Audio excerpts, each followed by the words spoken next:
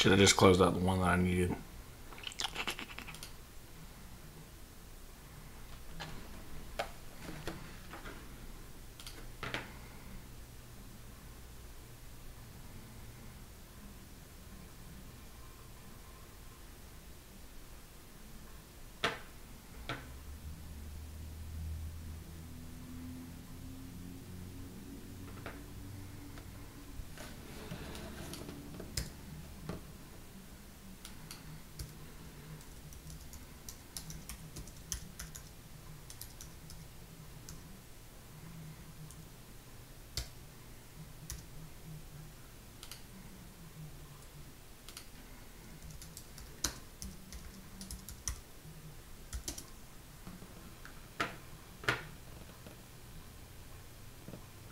What's up, man? Yeah, I just actually went back in the chat from American Pie and got you for moderator. I also was trying to.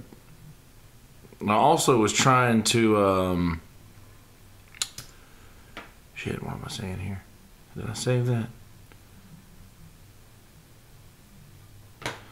Oh yeah, I was also trying to get the chat from the other video, but I don't know why it didn't show back up. And like I said, I'm new to this.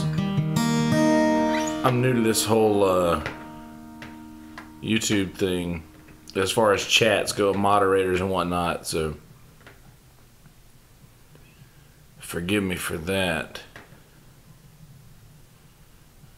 So I guess that's just saved. Okay, all right. Makes sense?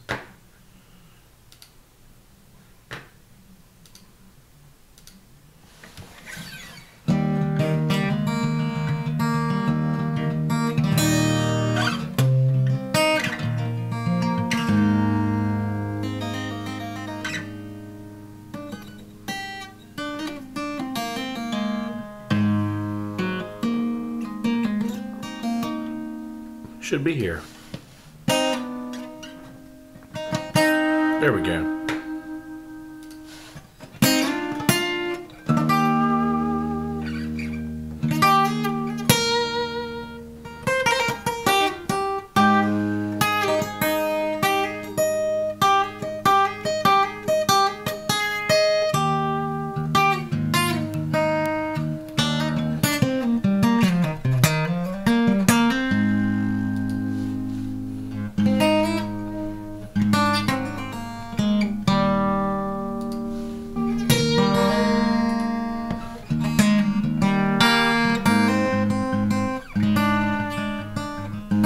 Right on, man. Sweet.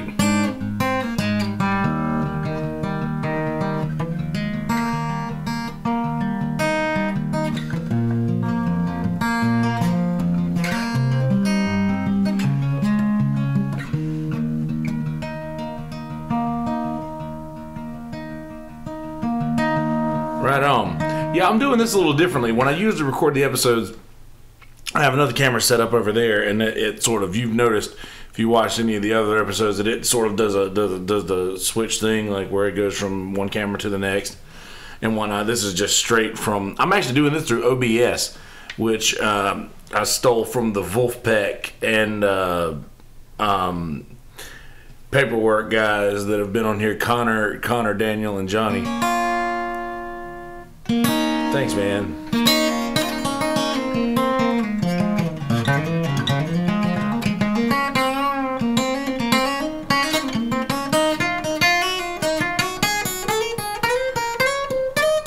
And I say thanks, man, whatever it is.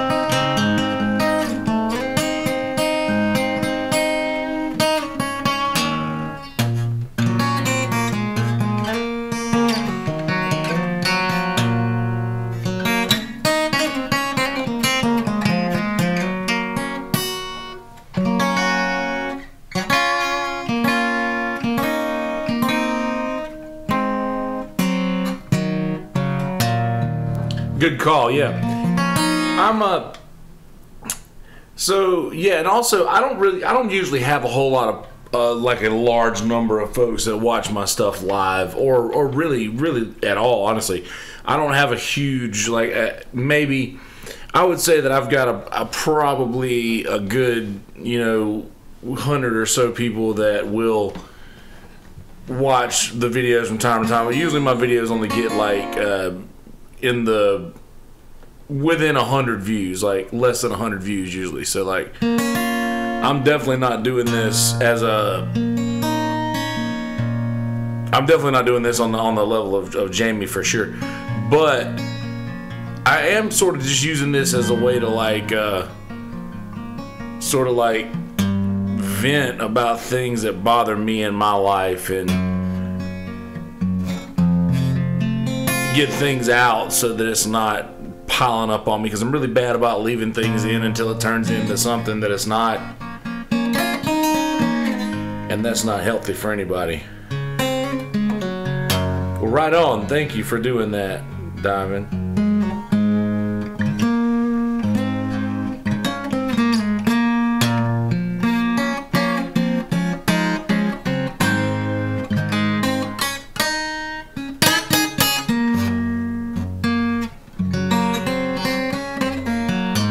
I've had this guitar for a very long time. Check her out. She's hot, right?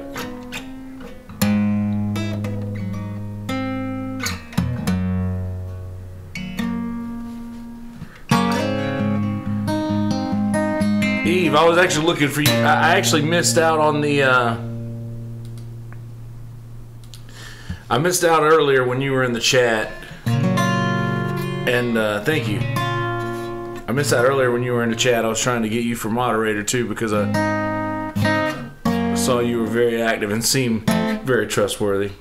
Jamie knows who you are, I'm assuming so.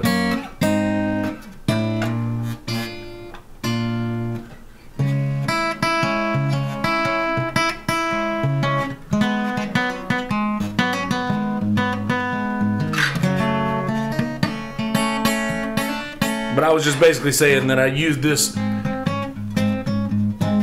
podcast as just a way to vent about things that bother me in my life. And it honestly, because I had a really, I've told you guys several times that I've had a really bad issues with drugs and whatnot in the past, and just me and Jamie actually talked about a lot of that before we got on mic earlier, and I really had a lot of issues with that kind of deal. And when I finally stopped doing the cocaine, which was my biggest issue, I started doing this podcast thing. And it was not necessarily I was still doing things with other people too, but I really needed something to, and I'm too lazy to do a diary because my handwriting's too bad and I can't read it. But this really helped me out a lot, and I'd encourage everybody to do it. I think everybody should have a podcast, and I told Jamie that too, but he said he would rather not have to do this part of it. And I'm like, dude, anytime you want to, come in here and do anything you want, because this studio is yours to utilize. This is basically just my dining room, by the way.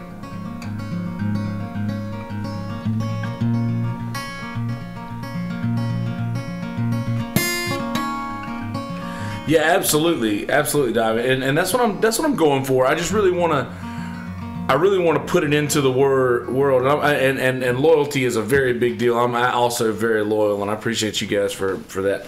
But I really do want to put out into the world that I was a horrible alcoholic and had horrible issues with a lot of different things, and I just have a very addictive personality, and that's not a bad thing if you can find the right thing to be addicted to. And yeah, you're right, everybody does need an outlet, and this is mine. Whether it's just opening up the notepad in your phone, which I did that for a long time before I started doing this, just open up my notepad in my phone and just typing what I was feeling, and when those things that I was typing started to sound more like fucking suicide notes or whatever, I got a little worried and I was creeped out about that. So I did start talking to a lot of people about these things, just because I was past that point. By the way, I've dealt with suicidal thoughts and everything in the past, and I've come through that, thank God. And I got to the point where I was like, yeah, this just seems these things that I'm writing. I was actually writing songs, and what's up, Michael?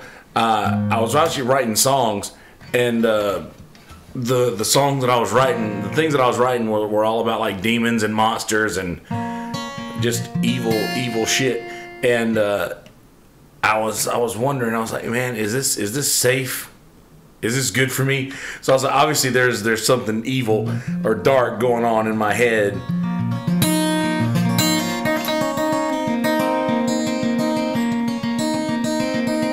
Obviously there was something dark and evil going on in my head, and I needed to get out.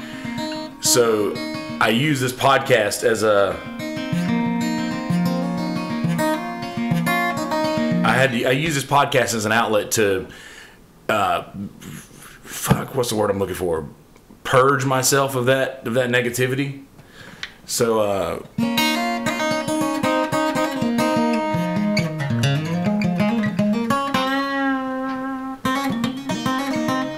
you be yourself no matter what. You don't be hard on yourself for judgment. And I guess I'm my own worst critic as well. I'm very, very critical of myself. But I also had an issue of being very critical of other people. And I had no right to be that person. And definitely put your poetry on as often as you can. Get yourself out there, because no matter what you're going through, somebody out there is also going through it. And I found that by just talking about things on here, really. Just listening to myself, because I'm very hard-headed. I'm the only person that'll listen to or I guess I'm the only person that I will listen to. So I guess I had to hear myself say all of these things and have all of these aha moments. And I don't want to cheapen them by calling them aha moments, but that's what the fuck they are.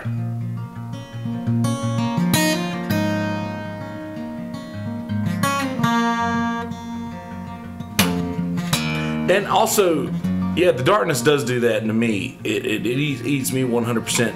And I live most of my life in the dark, because I sleep most of the day, and I have ever since I was a kid. I used to have horrible nightmares, and just I would be so scared to fall asleep while it was still dark, because I would just be scared there would be something that would get me, some ghost or something like that. And I would always wait until the sun started coming up before I would try to fall asleep, because okay, if there's light outside, that means all the ghosts and demons or bad shit's gone. So, and diving for guitar, it's so easy. And I don't know. I guess it's just maybe I have one of those brains. I don't know. But it really is very simple once you get to the point to where you know where not to put your fingers. That's really all it is. It's just a whole big game of where not to put your fingers in a certain setting. Like in a certain setting, meaning like if you're playing in the key of G, you can do. And all of those things are where you're supposed to be. But if you end up, and you can, you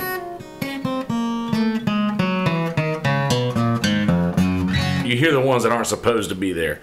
But even those, and honestly, it's a lot different too. Like Jerry gets, I'm a huge Deadhead. I like the Grateful Dead a lot. I'm one of those weirdos. But I end up watching watching Jerry play guitar. And he had this way of playing the wrong notes, huge sour notes, and just making them work. I agree, Eve, that poetry is better probably to read. Yeah, Vampire Without All the Perks, absolutely. I completely understand that. Not in the MS, hate to hear that, but I have no problem with living in the dark. Do you feel like that theory?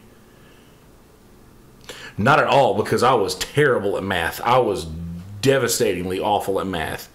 Like it fucked me up pretty bad because I had a really bad head injury. Here's a story for you. You guys want to hear something fucking crazy? So I fell off the back of a car when I was a kid. Did you guys have World's Finest Chocolate? Did you guys sell World's Finest Chocolate when you were a kid in school? I had World's Finest Chocolate that we would have to sell, and we would go door to door. And I was walking down the street to my neighbors on the end of the road, and my Aunt Marie, who was my favorite person in the world, and I've done a podcast just about my Aunt Marie. Oh, thanks, Twilight. Appreciate that. Appreciate Jamie for sending you guys over too, by the way. But I used to sell World's Finest Chocolate. I was walking down the road to my neighbor's house, and my Aunt Marie, my favorite person in the world, I've done a podcast episode on her. You guys should listen to that because she was a beautiful person, and everybody in the world should hear who she was. But she said, just jump on the back of my car and we'll drive you down there.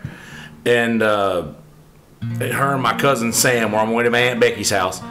And so I jumped on the back of the car and we're riding down there, and the car was still moving.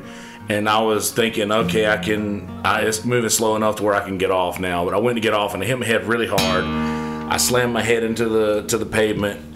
And I had really, really, really bad head injury, had a blood clot inside my brain. This happened in my hometown of Bennettsville, South Carolina, home of Aziz Ansari and me.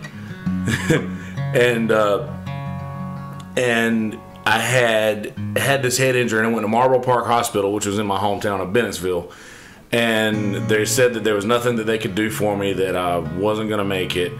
And then I went to Florence, South Carolina, which is an hour or so drive away from Bennettsville, where I'm from. And I died 3 times in the ambulance on the way to Florence. And they said that I was in a coma when I got to Florence. They said that if I woke up from the coma, that I would never be normal or walk normally, or I'd have to have assistance or whatever. And some of my family may be able to reconfirm this later. So I know this sounds very insane, but this really happened. One day I just woke up, and it was a Sunday morning, and I remember that because we were in the redneck area of the world down here, and the race was on because my dad was watching the race. And I was like, are we going to watch the race today? And everybody started crying and whatnot. And so that being said, I missed a lot of school. And I told you that story to tell you this story. I missed a lot of school. And it was awful then, but I don't know. I feel like I reaped the benefits from that. Yes, absolutely. Thank God I am here. And here's another crazy story. I'm a very religious person too. I don't really put it out there a whole lot. But my grandmother, my great-grandmother, Rosetta Wilkes, my great-grandmother was praying at the Church of God, and she went and stood in prayer. And when people stood in prayer for you, that means that they would go down to the front of the church, and the church body would go lay hands on this person, and they would stand in prayer for you. And Miss Geraldine Strickland, who lived across the street from my house growing up, had a vision from God that I was running down the hallway of the hospital room, and true story, hand on the Bible, no joke, the next day, or I don't know, maybe later on that day, because it was Sunday and I woke up when the race was on. Literally shortly after that happened, I was literally up and awake and moving, and can you get up? And that's crazy, diving. Seriously, 3 times? Wow.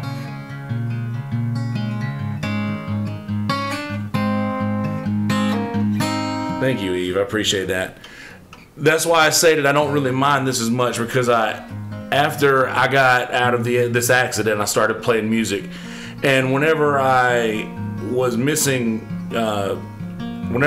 school during this time, this was in the 3rd grade I was in, and it was right when multiplication tables had first showed up.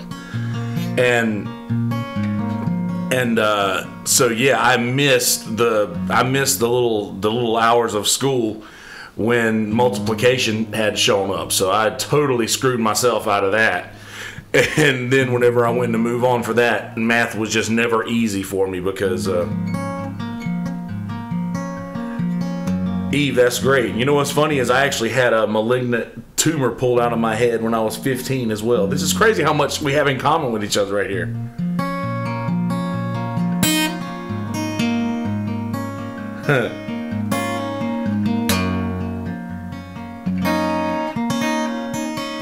It's wild how much in common we have with each other. This is crazy. I had the same. I had to go back and have like I didn't have to do like radiation or anything like that. I didn't have to do any of that stuff.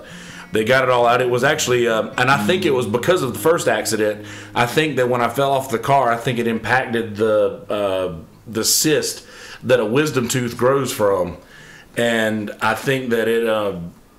Yeah, I think it impacted that cyst, and it just started to grow in my sinus cavity.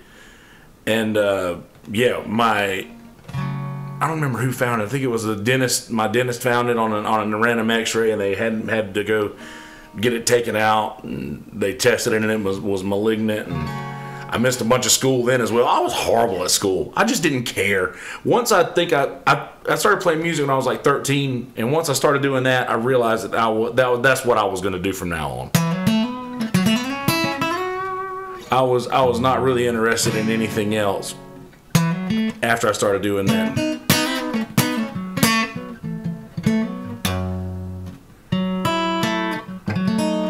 And you know, you're like Pink Floyd.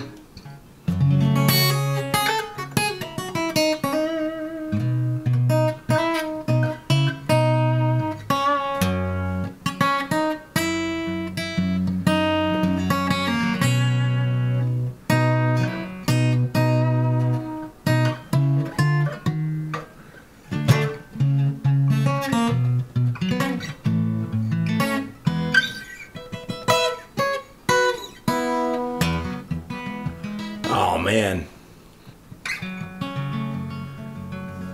I hate to hear that, Twilight. That's a bummer, man. Everybody that I've lost has been to that. Cancer's gonna get us all eventually, won't it? Or will it? What do you guys think about that? Do you think it will? Do you think maybe one day there'll be a vaccination on that? There'll be like some way to.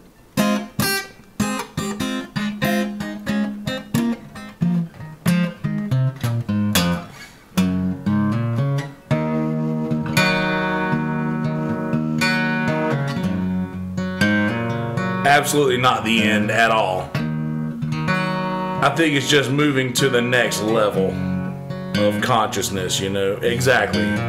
One door closes, another one opens. Exactly.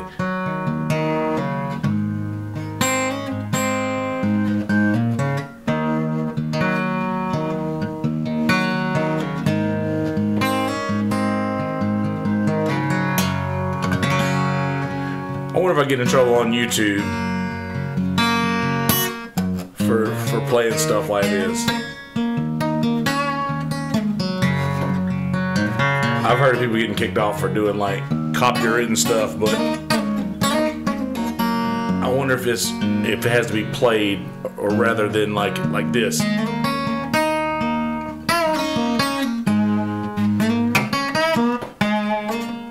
Uh-oh, that was dirty.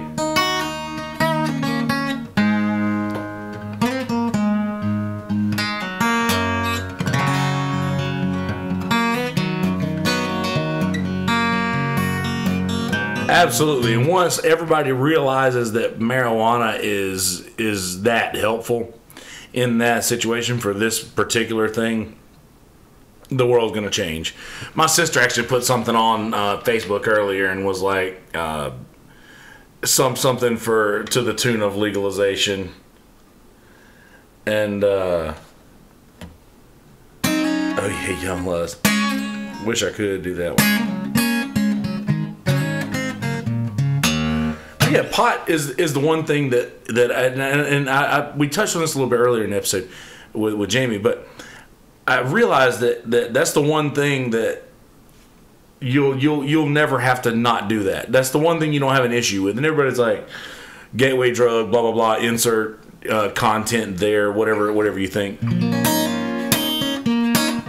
But seriously, is alcohol is much more of a gateway drug than pot. Alcohol is far and away the worst drug I've ever done in my life. And cigarettes, I feel like nicotine was a close second, and I'm not sure if it was the nicotine or just the smoking or the whatever it was, but pot that God made, exactly.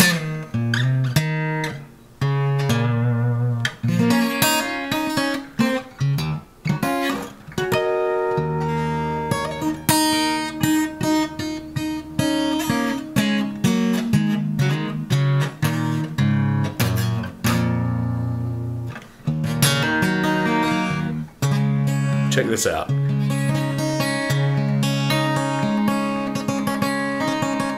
It is 100% Twilight. I love having control of my body, Eve, and my mind, and also my finances, believe it or not. Like, I know that this is probably a weird thing to say in this setting, but having control of your finances is the biggest thing, because being drunk all the time, which I was drunk for a very long time, and when you're drunk, you don't care how you spend your money. You don't give a shit. And then 2 or 3 days later, all these Amazon packages show up, and like, what did I do? Really? And I don't know. I really enjoy being on top of, like, and granted, like, in the wintertime, things aren't as great as they could be, but it's important, I think, to exactly. I know what you mean, Twilight, but.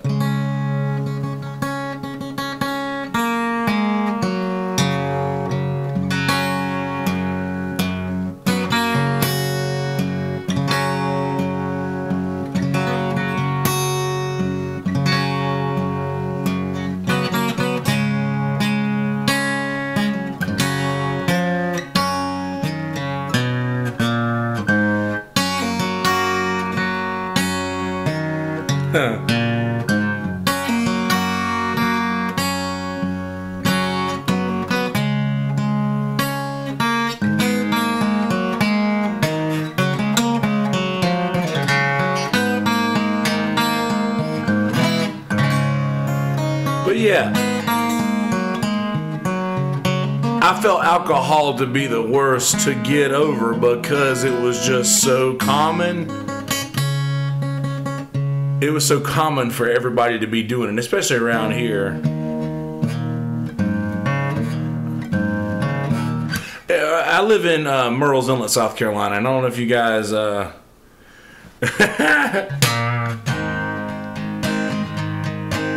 need a dirty woman. Ooh, I need a dirty girl. Oh man. Oh, those things. Yes, exactly. That's the point I was getting at. I'm glad you said that, because it's legal.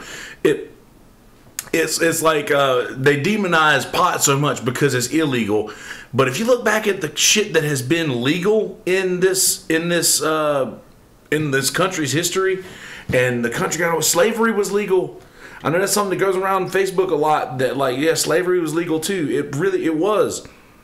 It's legal, and I don't know if it's been a minute yet.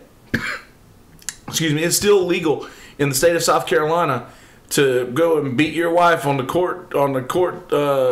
courthouse steps with a stick no bigger than the width of your thumb, I believe, and that's still legal to this day. Unless some, I know it was when I was in high school. They could have changed that, but we went to looking up old laws and crazy shit like that. And you think shit? Did you guys watch Parks and Rec? Anybody watch Parks and Rec? I'm a huge Parks and Rec fan. There was an episode of Parks and Rec where what is it? Dunk Ted or Ted Day or Dunk Ted in the lake, like, which it was supposed to be Dunk T in the lake, but somebody wrote it funny. And it ended up the A ended up looking like a D. So every year they would throw Ted into the lake. It's like, I've talked with all the other Teds in town and they don't like it either. But anyway, there's still crazy laws out there that are just sitting around for people to do whatever they want to do with. But because it's legal to drink alcohol, it's like, okay, well, that's acceptable. that's acceptable, and I don't see it. And I was getting around to saying that I live in Murrells Inlet, South Carolina, which is like this. Literally, the motto in this town is a quaint little drinking village with a fishing problem. So the Murrells Inlet community is built on drinking. I would say, and with utmost confidence, that if there were a legitimate drinking competition, lines along the sides of beer fest for like liquor and shots and such, that Murrells Inlet is where they would come to recruit for that class. I 100% believe that. And it's really hard for me to... It was really hard for me not to drink when I first quit, but then it very quickly became so easy just because I get to go down to the inlet and I play music. That's what I do for a living, by the way. I'm in a band called Cornbread, and that's my only job. That's all I do is play music, and I've been doing that professionally for a few years now. And yeah, Murrells Inlet does go hard in the paint, so to speak. But yeah, so like I play music for a living. I spend a lot of time at all these bars in the Marsh Walk, and I see a lot of my friends, and I see them all the time, and a lot of folks just drinking like it's normal, and it is normal, and don't think I'm coming down on any of those people. Wow, I did not know that, Eve. That is crazy. What a time to be alive. Ordering morphine in the mail with syringes. Goodness. But anyway, yeah, I see a lot of my friends, and I see a lot of them doing this, and don't think I'm coming down on them in any way. It's just I've made the decision to change that about myself, and I just see a lot of people who and not so many of them talk shit about what I do. Kingston, Ontario, huh? Man, the meth is everywhere, right? MMJ for pain and inflammation. You know what's funny is that makes a lot of sense. I'm a big My Morning Jacket fan, and I've tagged hashtag MMJ several times and got some interesting comments on some of the stuff that I posted. So that makes a lot of sense. But yeah, just I see a lot of folks that if they were, for instance, if you entered these people into any other situation or any other walk of life outside of Murrells Inlet, probably it would be like an issue it would be like they would be the one that their friends would look at and be like, are you okay, like seriously? But because it's down here, it's normal, and it was 100% like rite of passage. Exactly. Meth goes hard in pain. I probably shouldn't talk about all this stuff because I know I have family that listens, but they know my story. When I was in the last stages of being addicted to blow and doing copious amounts of that every night, the stuff that I was getting was I'm pretty sure that was cut with meth, because it was like you couldn't fall asleep when you tried to fall asleep, and I was really in a bad spot. It was so awful, and I didn't know until afterwards when people are like telling me, hey, we found out this guy's stuff had meth in it, and I was like, oh, really? I've been doing that for a while, and it was awful. And I was on the way to, I was definitely going down that road. I was on the way to like losing my life to it if I would have stuck around, because like I said, I have an addictive personality.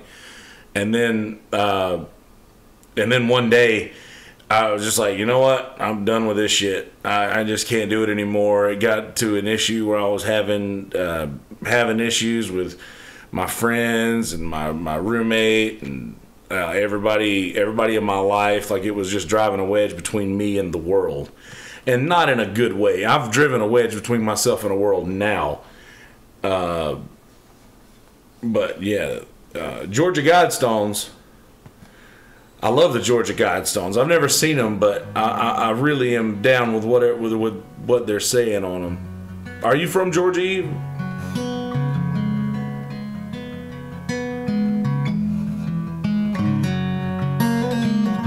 In Twilight, it's unfortunate what's happened to a lot of towns.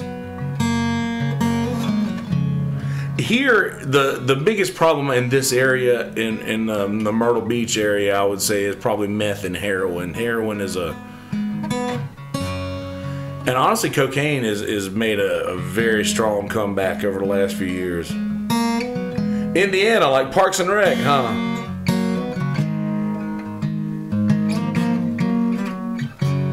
Oh, population control. I have a theory on this. You guys want to? Oh yeah, Georgia meth goes hard.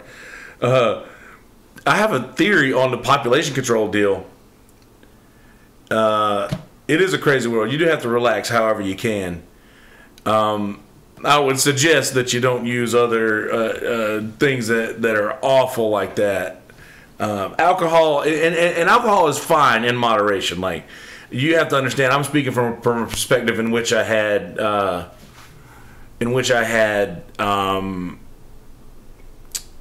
very, like, a bottle a day issue. So I'm speaking from that. But and people do turn into a ghost in themselves. Keep the population very low, like race cars. I grew up around a racetrack. My stepdad's assisted suicide. Oh yeah, let me get back to that one thing first. Assisted suicide, I believe, is something that should be entertained. That's a thought that's worth entertaining for folks who maybe get to the point where they're like, listen, I don't want to leave my life this way. I don't want, for instance, like if someone Indiana likes race cars, nothing wrong with that. Nothing wrong with race cars. But if somebody gets to the point where they're like, I don't want my kids to remember me like this. I want to go ahead and get this out of the way before it gets bad. I want my kids to remember me a certain way and not sad and weak or whatever. If it gets to a point like that, I believe that should be something that should be taught about. But the other thing that I thought about is, I was watching this thing, and I mentioned it in the episode earlier with Jamie, on Netflix, called The 2000s. And I was born in 1986, so I grew up like that. Those were my I guess glory years, I guess you could call them. I don't fucking know. Like coming out of high school and or being in high school and coming out of that era and witnessing 9/11 and all that stuff. And then they were talking about technology, and I had this idea. The population of the world is a catastrophic issue. Like, there are way too many people in the world. And I thought about it, and I was like, if there were like a robot that was sent, 83, I heard that. If there were a situation in which a robot was given the task to create a solution for this problem, a robot is immediately going to think, okay, well, one way to get rid of the people is to kill the people. But what is a way to get rid of the congestion? Is to find a way to keep people home. I feel like if they found a way to keep people at home, that they wouldn't be out into the world clogging it up so much, right? So then there comes things like Netflix and Amazon Prime and Hulu and Amazon allowing you to have anything you want shipped to your door, or you can watch anything you want, or these mobile devices that we have are just different ways for us to keep us at home. And I really think that that's probably like the forward thinkers' solution to this overpopulation issue. Like, well, there's too many people, traffic's insane everywhere you go, and there's too many emissions in the air. We're really running this earth that we got into the ground, no pun intended, and every person's carbon footprint is gonna continuously grow just because that's how people are and that's what we're gonna do. So people are just like, oh yeah, I understand people have to work, but I mean just like staying home, as far as like making home another option. Like where do you guys want to go? Like, oh, well, we don't have to go anywhere. We can stay home. And I think that we're in the first generations of that too. Because think about this. If we're in a situation to where we're bringing in a next generation of people who are growing up with this, when they're not going to need to leave home. See, we like to go to the grocery store, and we like to walk around, and we like to interact with people because it's natural that humans want to interact with other humans. Even introverts need some sort of connection between each other, right? Even humans, like, we all need interaction from other people, and I think that's an issue, Mike, that we do need to be entertained more and more, and Twilight for sure, and I love Netflix. Don't get me wrong. Like, as soon as I'm done with this, I'm probably gonna throw on Umbrella Academy again or something like that. And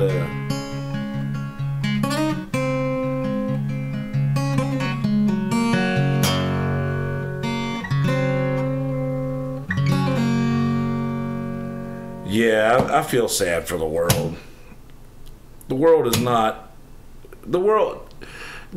as in bad a shape as I want to think that it is. I actually just saw an article a while ago about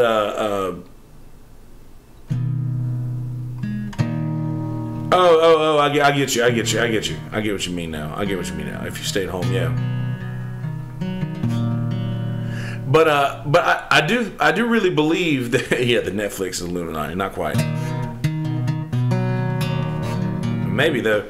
But I do believe that all of these different things like Netflix and all of this stuff, like Amazon Prime, like I've mentioned, is all part of this plan to keep us at home and to keep us out of the public as little as possible, like to limit our public time, basically.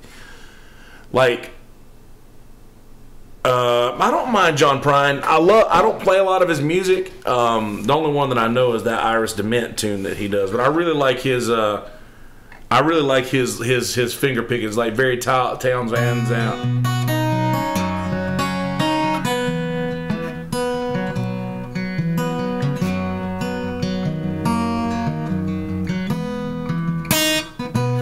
John Prine has a really cool finger picking style, but yeah, I really do believe that that's gonna limit our public time as much. So, for instance, if there were somebody to say, okay, you can only be in public X amount of hours in a day, we'd be like, fuck you, we're gonna do what we want. Like we're this is America, we're free. So since they realize, okay, that's gonna be the response to that, then what can we do to limit people's time out in public? That's where all of this stuff. Oh yeah. Get him, Heave. How you like that? They would not have been sued by the Satanic Temple. That's hilarious. But yeah, Mike, I love John Prine's finger picking style. Like, he sort of tells a story with his. Reminds me of one of my favorite songwriters is Towns Van Zandt, and they sort of like let the. And I sort of play like that too, like a.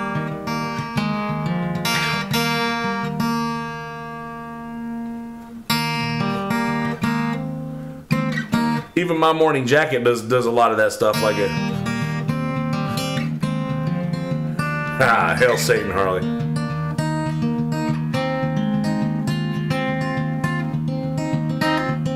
Watching the stretch of road, miles of light explode, drifting off a thing I've never felt before. Oh yeah, the Sabrina thing. Yeah, love MMJ. That's the one. The Sabrina thing was hilarious. That statue of was it Moloch? Was that the statue that they got him over? Who was the? What was the statue called?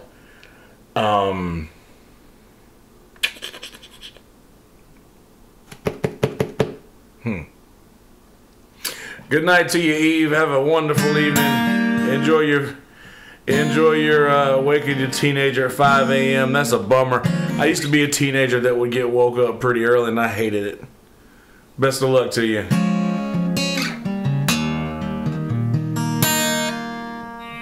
Oh yeah, that's right.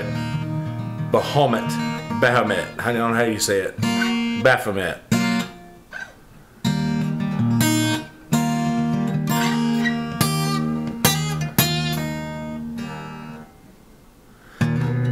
But also in other news, the statue with the horns and whatnot. Night to you. So another thing, the Denver airport just added a gargoyle that will interact with people. It'll like a gargoyle that you can talk to, right? Isn't that crazy?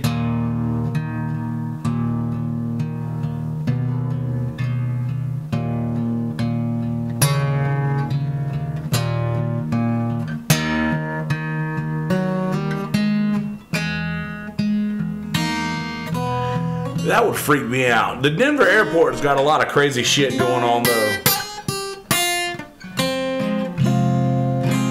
Oh man, hate to hear that, AM.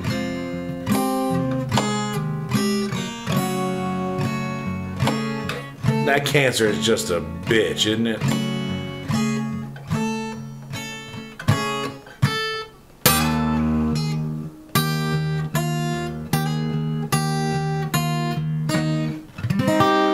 Now, there's a lot going on with it, with the Denver airport stuff, because we actually covered that on another podcast I used to do called The Sunset Grill. Noah Byrne, who was actually here for the other podcast, with the first one with the bad audio, me and Noah and one of our friends named Blair always did this other podcast called Sunset Grill. We covered the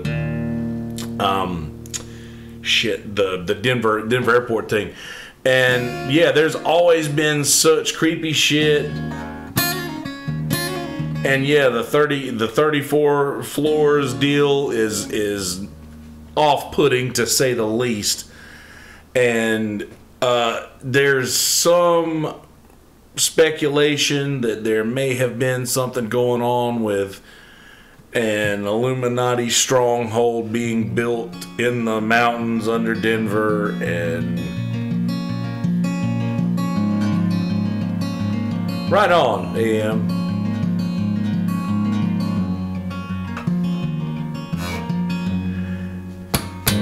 But yeah, this isn't the end. Just like we were talking about earlier, this isn't the end of all of this nonsense. This is just a different part of this equation. This is just a different part of the equation. And I don't think that we'll ever quite get to the end. I think this is forever going.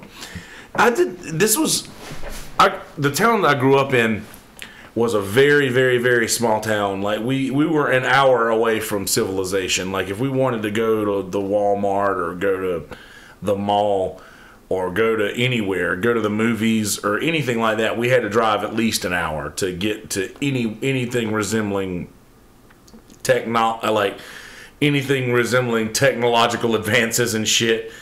And keep playing, Twilight. Keep playing. Always. If you play once, you always play. Absolutely. People really do care.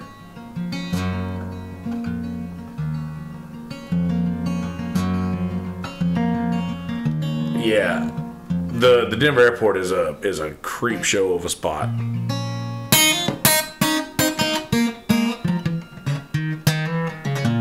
What up, Rabbit from Denver? What's your rabbit's name?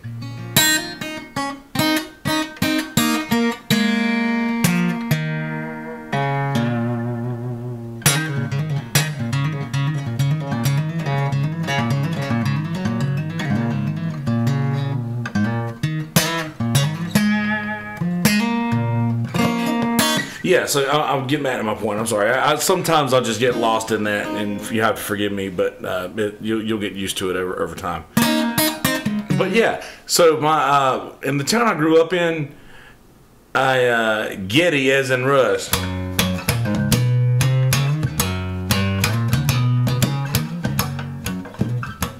My cousin Kelvin Carter loves him some Rush.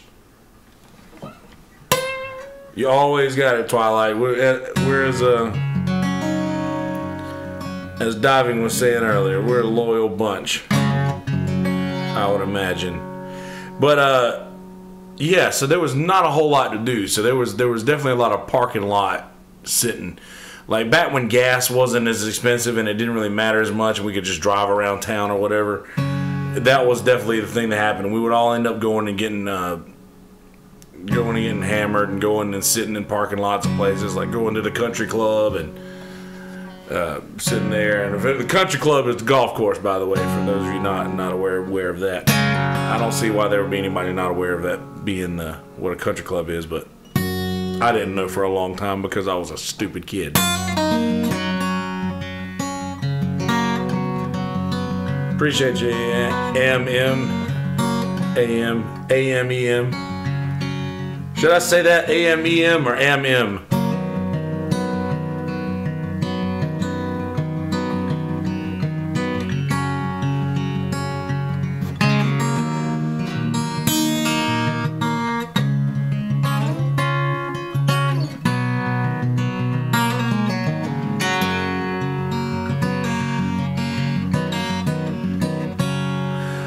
A guitar, I have used this analogy for way too long to change it for politically correct reasons, but a guitar is like a wife. If you don't treat it to something new every now and again and show it that you love it and refresh the strings, she starts to get antsy just like a wife would.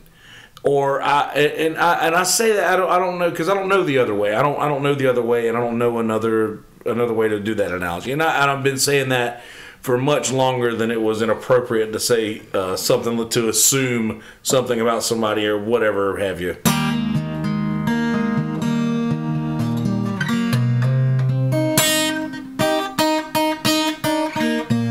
All right, AM, I'll change it up to make it interesting.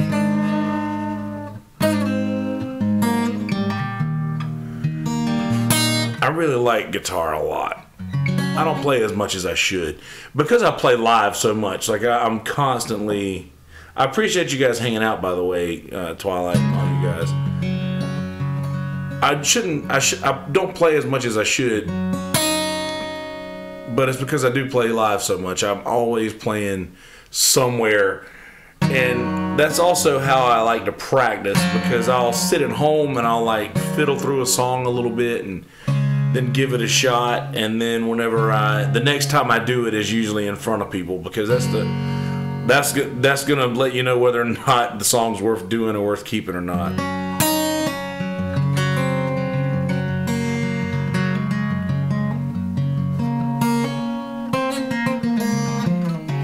And by the way, the point of me doing this was literally to hope that I would get some of the same folks I had in the episode with Jamie just now, so that I could fix this moderator situation. I wanted to make sure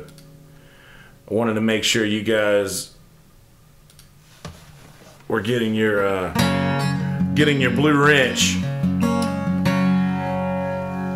Since you guys are the first ones who are here, and I know that more will end up coming for sure, but since you guys are pretty much the first crew of people who I don't really personally know coming to the channel,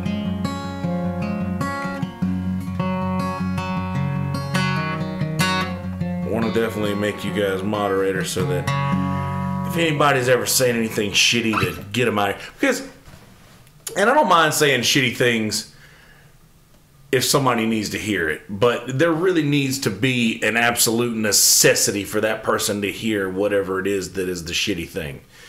Like, and I don't think I really need to go down that road anymore and describing what that means, because I'm pretty sure. Her name is Oscar, as in Oscar Schmidt.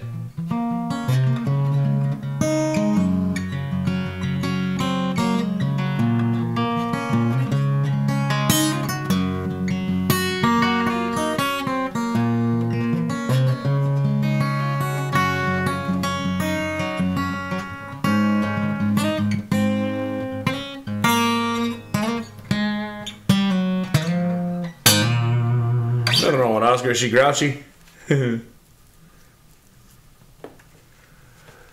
That's really good. That's really good. Oscar Schmidt. Dude, those are really nice guitars. Oh, she's an old gal. This old gal right here. How about this one? Look at this old gal. Oh, there's a pick in there. That's where it went. I lost my pick the other day in the middle of a set, and I kept looking around, and I was like, where did it go? It hadn't gone inside in a long time.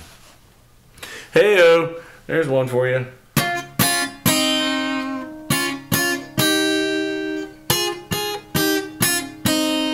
Oh, I 100% believe that.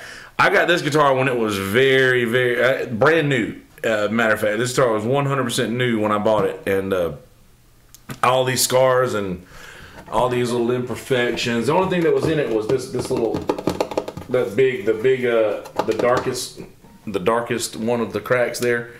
That was in it from factory. She is a beauty, and I believe that the older something is, the better. I 100% believe that. They just do seem to have. They do seem to have like a little bit more of. But they've been here before. They've done it. They know the deal. They know the drill. They know what's good. So they've done it before. So they know what to do. But I trained this one myself. This old girl. That's what I call her, old girl. Come on, old girl. Oh man, I love this piece. I love this chunk of wood more than I love most people. My granddad got to play this guitar before he passed. Probably why it means so much to me. My granddad was the reason I play music. He, you guys, if you watched earlier on the video, you see I have this sweet piano sitting over in the corner. It's called a Wurlitzer, and my granddad left me that. He left me all of his old music equipment, and whenever he passed, and he was the greatest musician that I've ever known. He was the greatest musician that I would have ever, I could have ever imagined. He was just great, but he got to play this guitar, and I told him how much. And this was a very expensive guitar when I bought it, but that was. Oh, by the way, the story I was telling earlier, and I'll get back to my granddad's story in a second, but the story I was telling you earlier about falling off the car and all of that. Well, anyway, there ended up being some insurance money out of that I ended up getting for somehow or whatever, and I ended up being.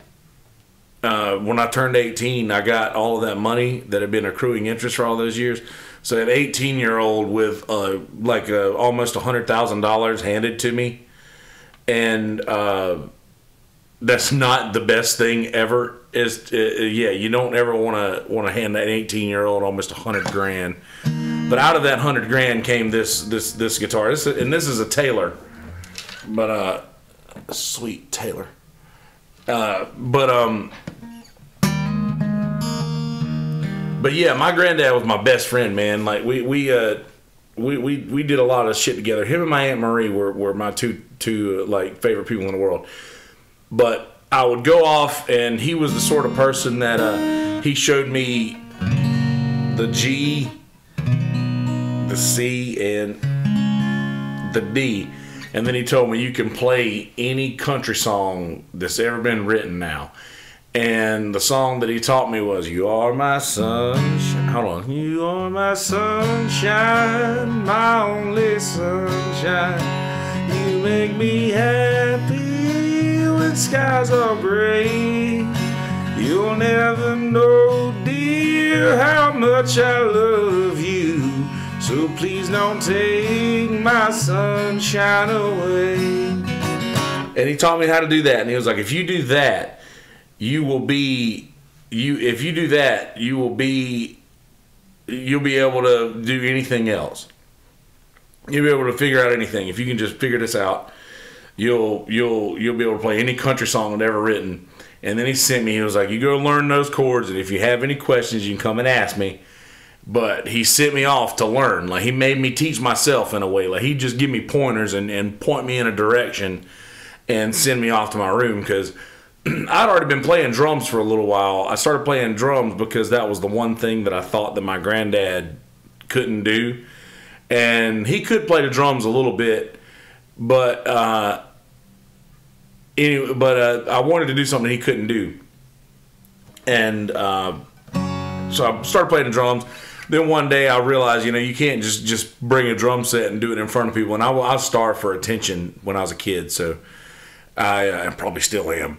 But I went and I was like, I want to learn how to play guitar. And I sat on a stool in front of him, and he showed me where to put my fingers, and he sent me to my room, and I literally would just play guitar all night long. And everybody would always holler at me, quit making that racket, quit making that fuss. And there was not a whole lot of profanity. It wasn't like, shut the fuck up. It wasn't like that in my house. It was like a very, very Christian household. Like, quit making all that racket. And my granddad never said a word. He was always just like, just let the boy play. Let him learn. He's learning. And I do remember the first time that I sort of skipped. I got bored with okay, chords, and learned how to play songs. I'd learned how to play a few, back then it was like, she grew up with the children of the stars in the Hollywood Hills and the Boulevard. And then that, 'cause everything's gonna be alright, rockabye. I was really obsessed with that kind of shit back in the day. And when I learned how to play a couple of songs like that, I was like, okay, so I got that down. Now I need to learn how to play lead. So I started playing lead way before I should have, because my granddad, who was a monstrous piano player, he was the greatest piano player I've ever known. And 100% is why I'm so blessed and lucky to have this piece of art that he left me. And there's still people like, man, you should really clean that thing up. And I'm like, nope, there's dust on those keys that my granddad's hand put in there. Is that right, Mike? No wonder we ended up hitting it off like we did. And me and Jamie, by the way, we've known of each other for a very long time. I just don't think that it has ever been like to where we were one-on-one having a conversation. We've definitely been in the same places a lot through just playing in a lot of the same places or doing some of the same events. But yes, I told him, I was like, dude, I'm not gonna clean off my granddad's dust from his fingers that are left on these keys here. Like, that's me and that's me and him. And I do remember the first time that I was like sitting behind him playing guitar. My leads always were something like,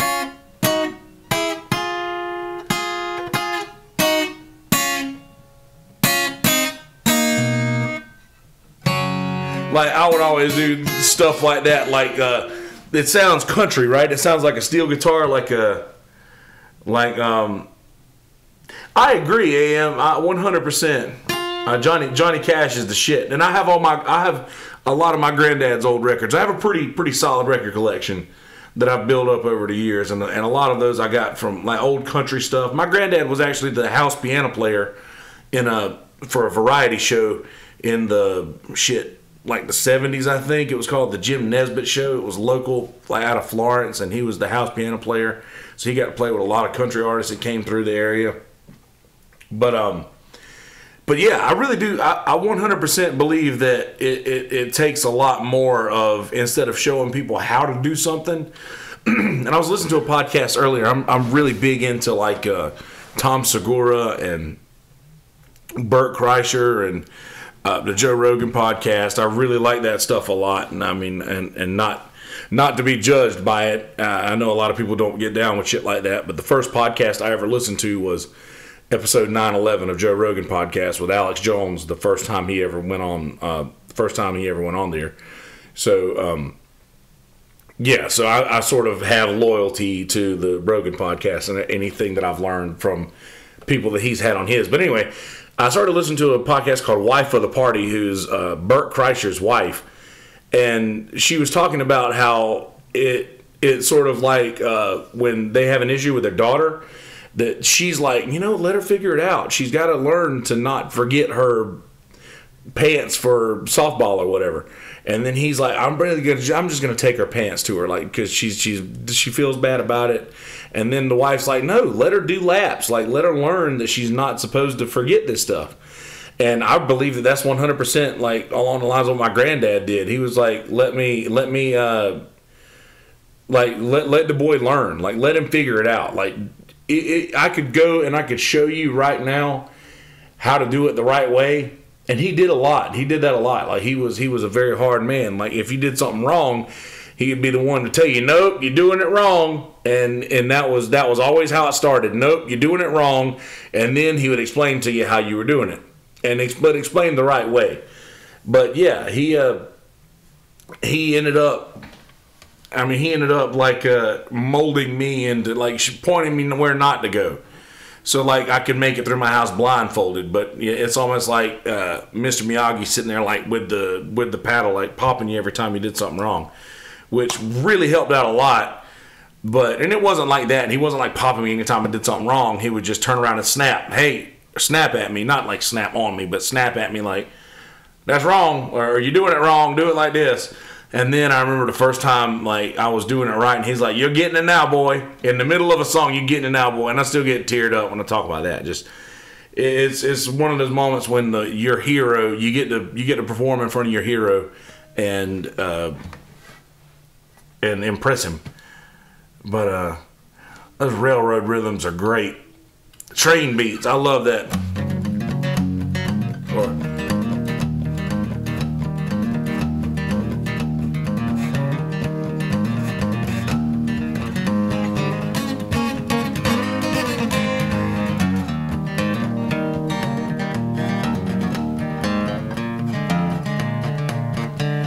Chicken houses, huh?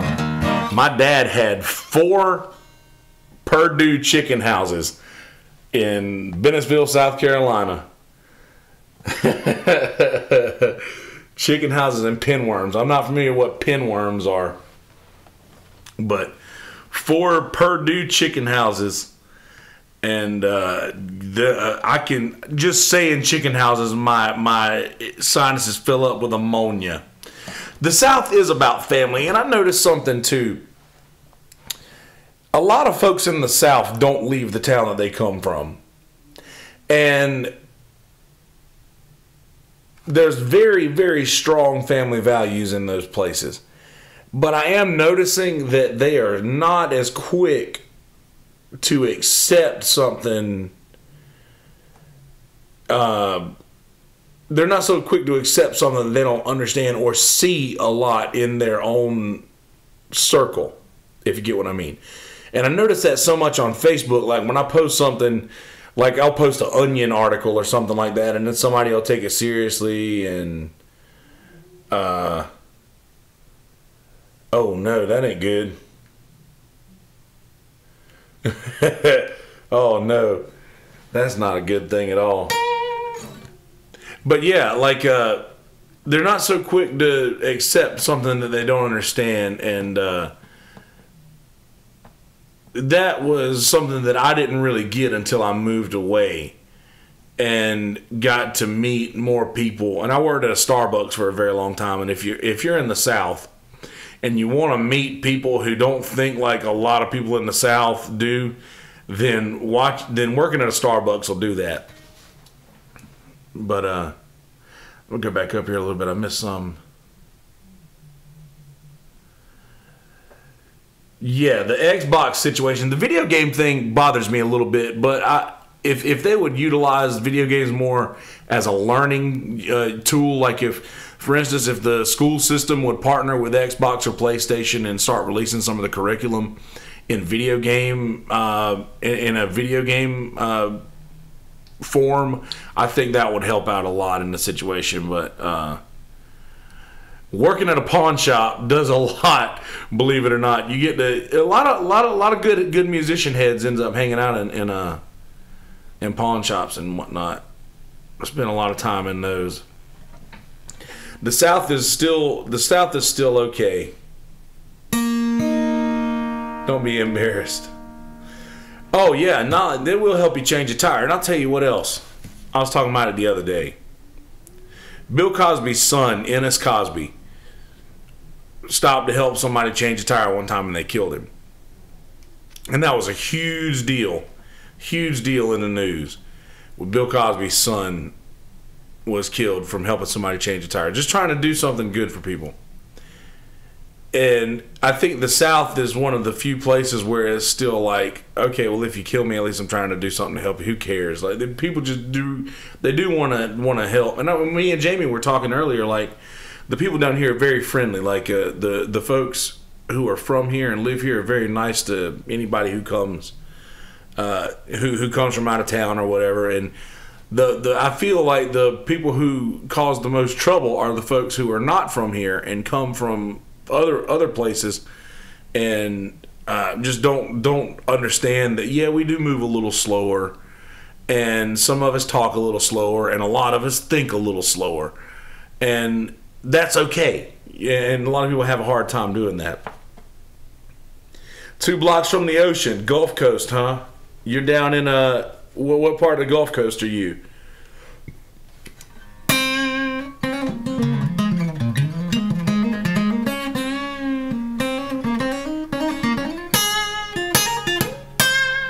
Spent some time in the Gulf Coast, went down to the Keys. Or is that the Gulf? Is that, no? That's just the Gulf of Mexico. I'm speaking of the actual Gulf.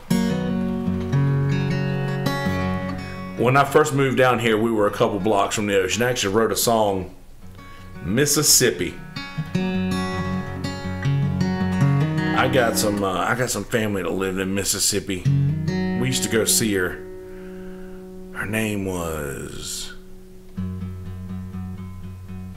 Aunt Doobie. I swear to God, I think her name was Aunt Doobie. Lived in Mississippi. My folks are from Alabama, so my dad was born in Alabama, and my Uncle Roger and my dad both were born in Alabama. So I was the first of my last name to be born in South Carolina. And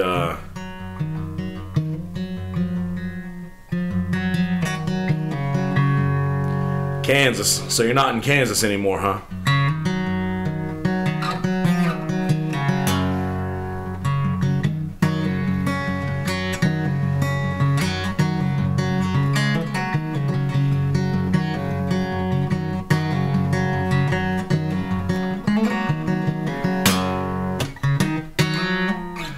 Oh yeah, ain't Doobie in Mississippi, but yeah, my folks are from Alabama. I was the first of my last name to not be born there, and I do love Alabama. I'm an Alabama fan. The Alabama football and all the college sports, even though we did get beat by Clemson pretty fucking bad in the championship this year. But it's funny you mentioned that about ocean therapy, Twilight. I live very close to the ocean, and I never go. It's very nice to know that it's there, but I just never go. I worked on the beach for a couple of summers back before I was fat and in the best shape of my life, doing chairs and umbrellas and renting out chairs and umbrellas to tourists, and doing that for a really long time. So I guess I doing something as a job, I'm like, fuck it, I don't really want to do this anymore recreationally, because it feels like work to me.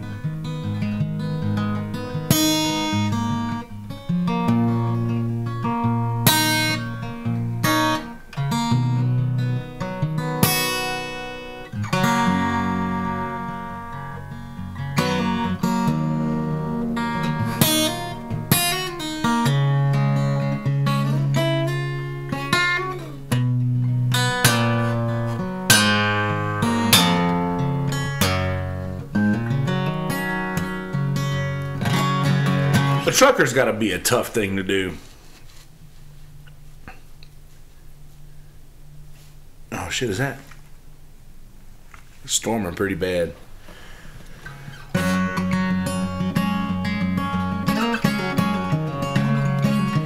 You're gonna hear something crazy talking about being cold. So it's supposed to be in the 20s come Wednesday around here, and today I was able to wear, and I haven't gone outside today yet. Some days I don't go outside at all. Is that bad of me? Should I not like sit inside all the time? Because I think that I could probably make it through the rest of the night without leaving. Every once in a while, at about 1 o'clock or 2 o'clock in the morning, I'll get up and I'll just have to walk around Walmart or something just to get out of the house and go be in public. But yeah, I have to do that probably soon. But yeah, I'm in the band that I'm in, Cornbread. The drummer Smitty is from New Orleans, and Smitty actually painted this. Sorry, that's headphones.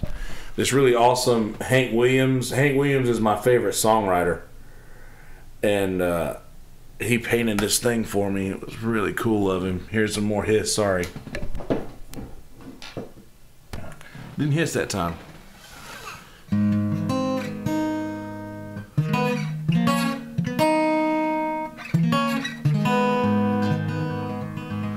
Yeah, I do the same thing, AM.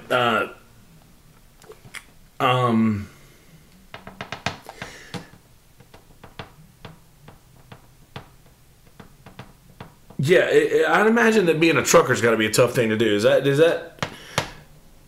I couldn't be in a car for that, or in a vehicle for that. And I understand that these trucks have done a really good job about keeping their drivers comfortable. Dan, for Hank the Third, I feel that Hank the Third, when he does shit, he's probably the closest one to what his granddad was. Like, I feel like because Hank Williams sort of, I want to make sure I say this right, because I really love Hank Williams Sr. But Hank the Third is doing what I believe Hank Williams might have done if he would have come out at the same time as Hank the Third did. He seems like he's most in tune with his granddad than his actual dad, but I haven't listened to a lot of his music, to be honest. So I'm not sure what his music is like. I don't know if he has any racial songs or whatever like that. Like, there's a few David Allan Coe tunes that I just don't know or don't care to listen to because I don't really morally agree with what it is. But he looks just like his granddad, 1,000,000% he does. And when he does his granddad's songs,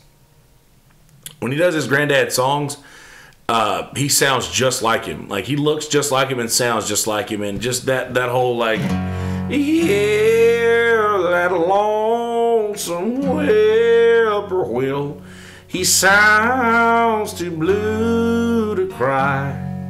The moon just went behind the cloud, and I'm so lonesome I could cry. Those little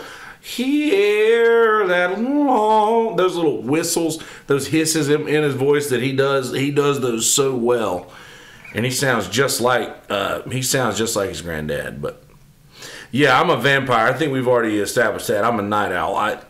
I feel like that. Here's some philosophical Jamie Deluxe caliber talk for you. I feel like the consciousness is like a Wi-Fi network, and in the daytime there are too many people connected to it that it moves slower.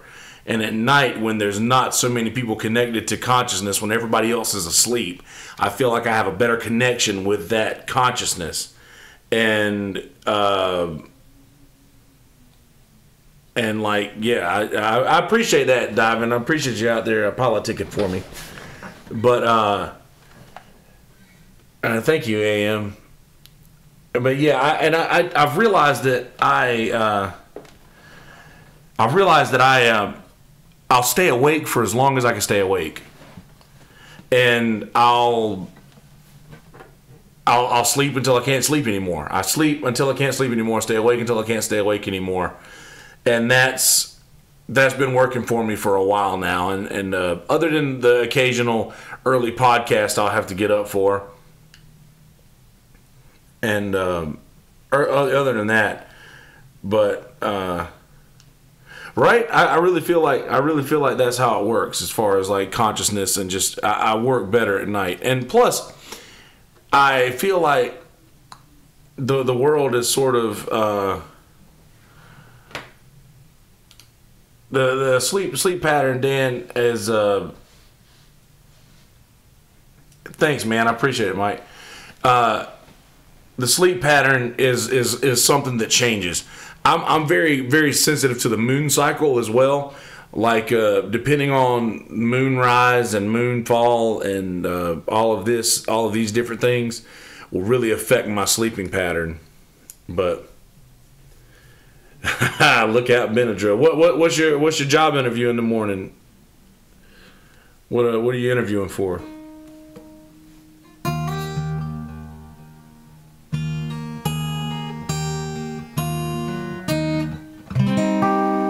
Twin Peaks is always stuck in my head.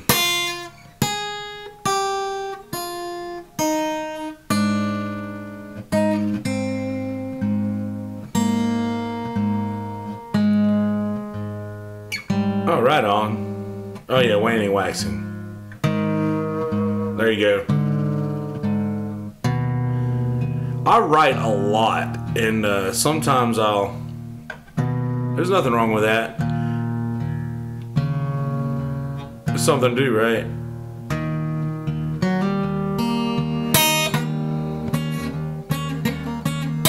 What kind of music do you guys listen to mostly?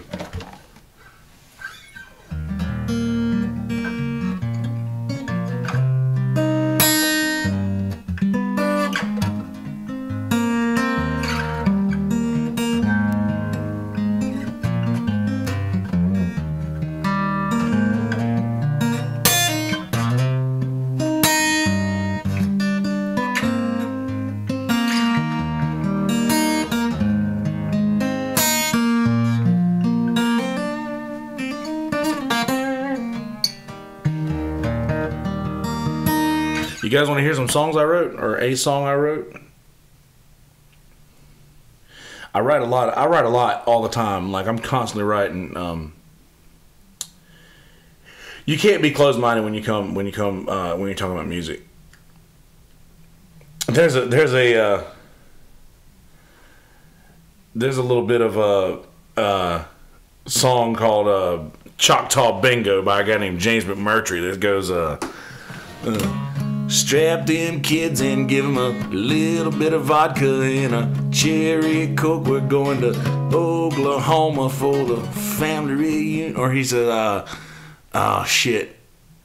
On the recall of it, he goes, strap them kids and give them a little bit of Benadryl and a cherry Coke. We're going to. He's like talking about giving the kids Benadryl to get them to go to sleep for a fucking for a car ride or whatever. Let's see. I'm looking through here to see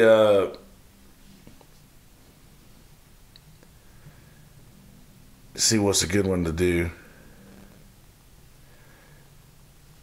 I've got like several different things. Like I'll write a lot. Let's see. Here's a little one. Congratulations, AM. I actually just 2 years off of opiates. That's fucking great. Very congratulations to you.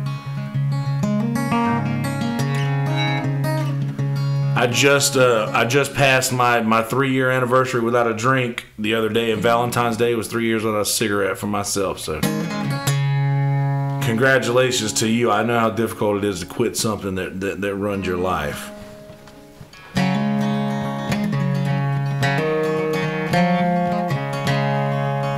Yeah, that's what Jamie says. Jamie says the kratom or whatever, however you pronounce it, is a cool deal. Let's check this out. Run, little darling, run like the wind, to never be loved by a monster again. Safe from the heartbreak and warm from the cold. Run, little darling, run. Run, little darling, don't look back behind. Pray for your loved ones and seek out the light. Raise your head steady, move swiftly and proud. Run, little darling, run. Run, little darling, from sorrow and pain. Strive to be patient and lay right the blame.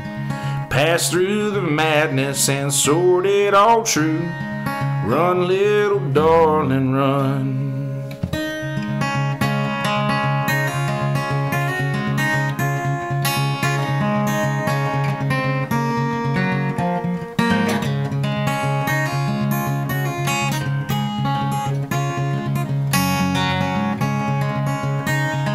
Run, little darling, calm, careful, and stride.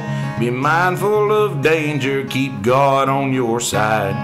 Fear not the darkness, just feel your way through. Run, little darling, run. Run, little darling, run like the wind, to never be loved by a monster again. Safe from the heartbreak and warm from the cold. Run, little darling, run. Run, little darling, run. Run, little darling, run. Something like that, right? Oh, Run, Little Darling, obviously. That's one that I've written recently. All right, on guys. If you want to hear any of my music here, let's go here and do this. How about this? Let's see. It should just let me in here and load me up on my page. So here's this. Got a lot of my stuff in here. I don't really do the CDs, man. I don't really do the CDs and stuff. I really appreciate all the kind comments.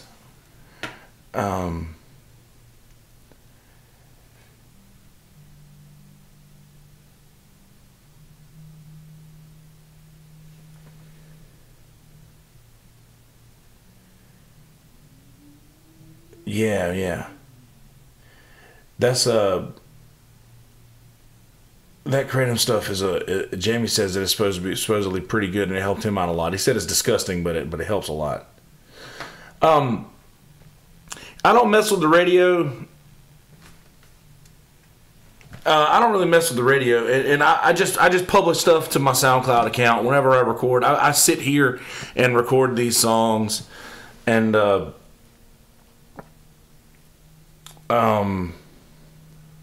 yeah, I sit here and I record these songs and just release them straight to the SoundCloud. So yeah, you guys can just go and click through the SoundCloud if you guys ever want to listen to any of them. I publish most of my original stuff, but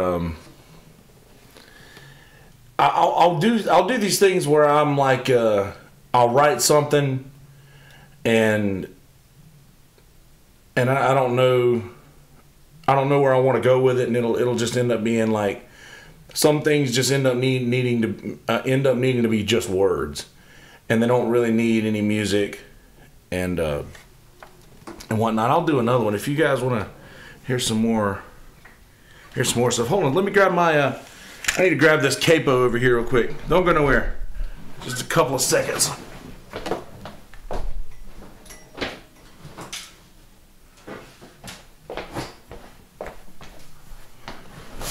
Okay.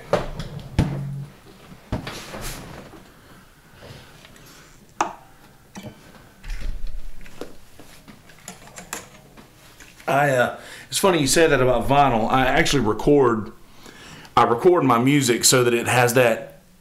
Even if you're listening now on headphones, even the room, it just sounds. You hear that the room noise, the the buzz.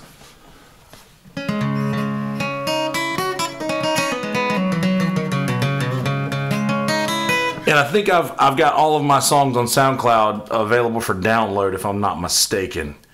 I think I allow download on all of them, and most of them are like there's a few like Run Little Darling. That's the last one I did. Tell Me Darling. That's one of the oldest ones that I've done.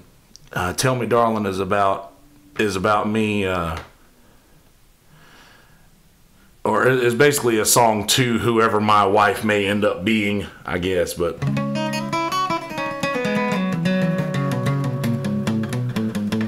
I really appreciate you guys hanging out over here. I'm gonna. So I quit drinking, and when I quit drinking, I started doing copious amounts of cocaine.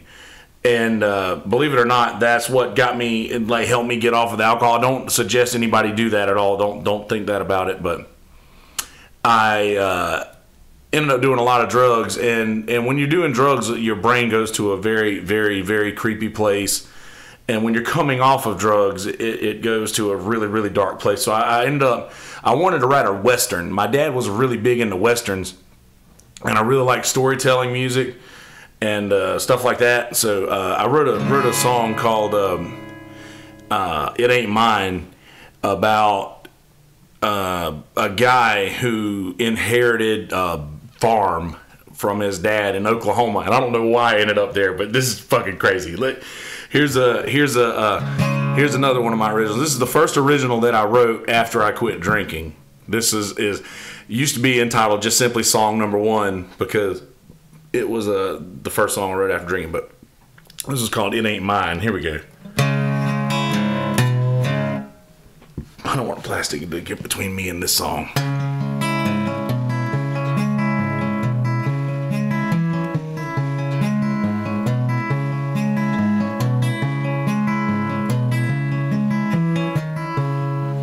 Well, there's the bed where they both laid and ripped my world apart, and flew off up to Kansas before it got too dark.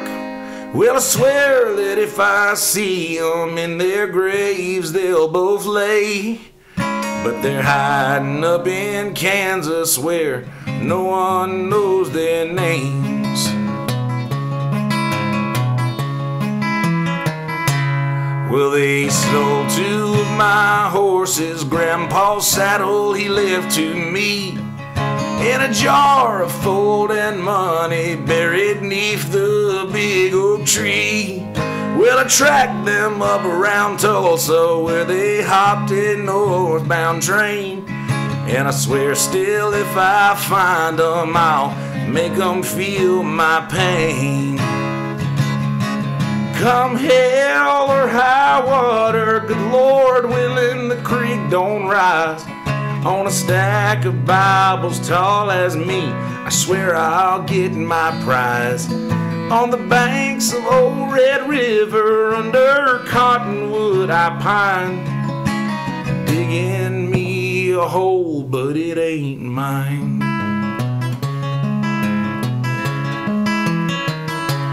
Well, that winter it was a cold one, but it brought an early spring. Made do with what I had left, they nearly took my farm from me. I did plenty good come harvest and bought back my daddy's land, and I swear still if I find them I'll make them understand. Come hell or high water, good Lord willing, the creek don't rise. On a stack of Bibles tall as me, I swear I'll get my prize. On the banks of old Red River, under cottonwood I pine, digging me a hole, but it ain't mine.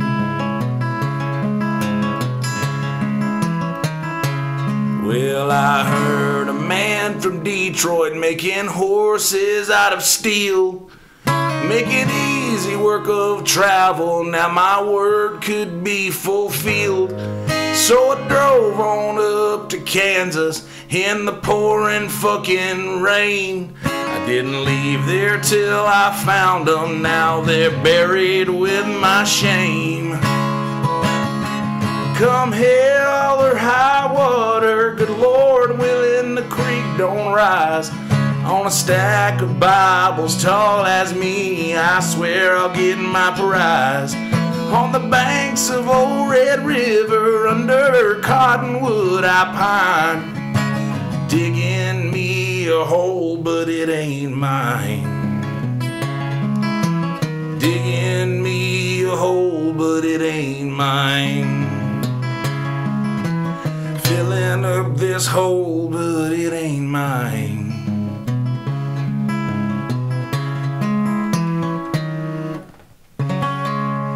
A little bit of It Ain't Mine. There's some original.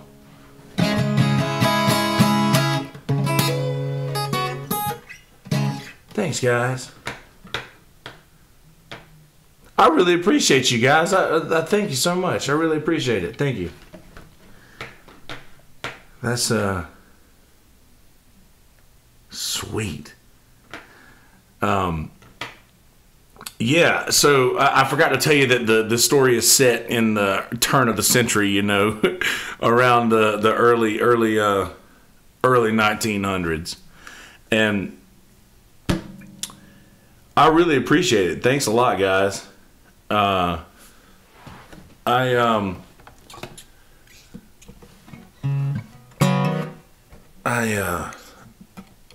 wrote 2 songs around that time.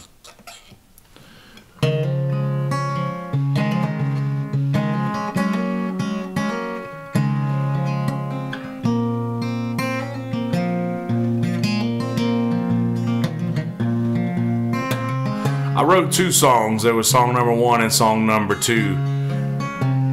And the other one was called Tell Me Darling. And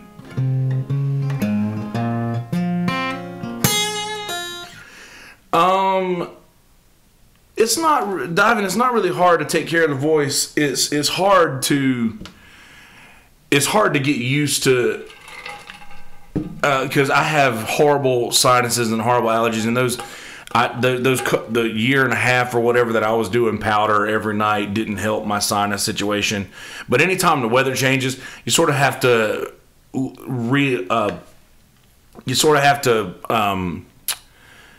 relearn how to sing, or how much to. Oh no, there's nothing wrong with the comparison. I love Towns. I love Towns 100%. But I do have an issue with, like, it'll get a little raspier than normal, which I don't mind. I'm a big Ray LaMontagne guy as well, and Ray's got that beautiful cocaine flame in my bloodstream, that beautiful rasp in his voice that I love. And but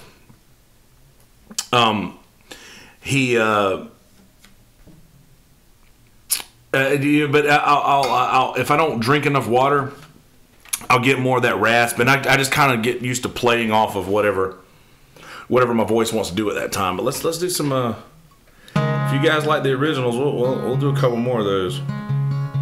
I don't know if I can remember all the words to this one, but I'll give it a shot.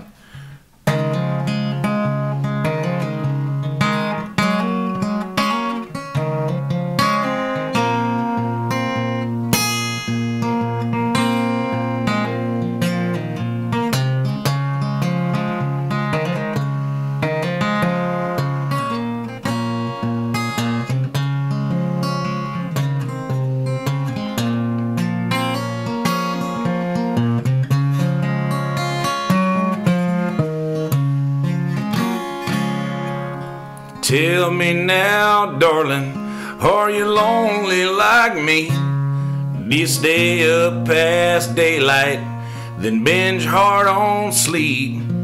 Do you drown out the sadness to dull out that pain? Tell me, darling, have you felt that pain? Tell me, darling, have you done the same? Answer me, honey, Does your heart ever rest, or like mine, does it wander and beat clean out your chest? Is it pining for something that it ain't ever had? Tell me, darling, is it wanting out bad? Tell me, darling, is it wanting out bad?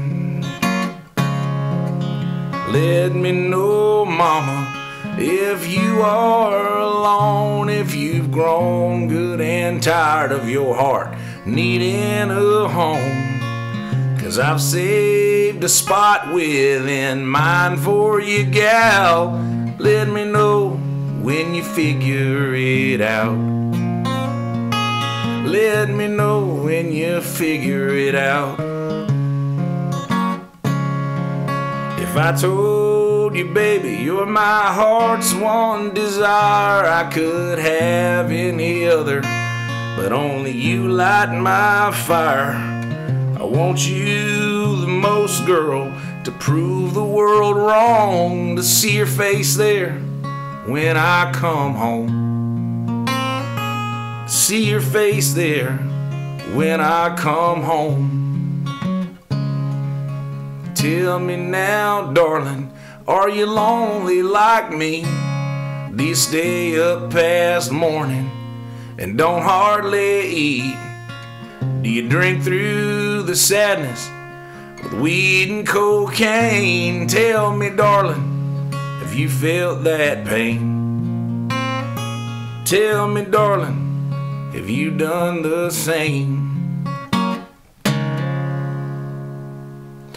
Little tell me, darling, there's another original for you.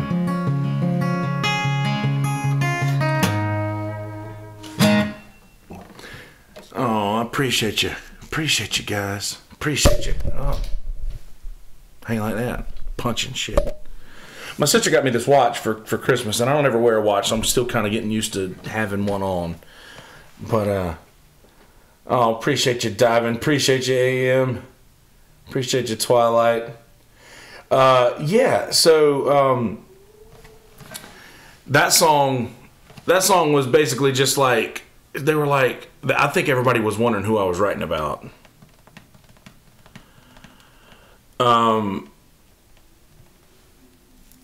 That was actually the title track. I released this little 5-song EP called "Tell Me, Darling, Have You Felt That Pain?"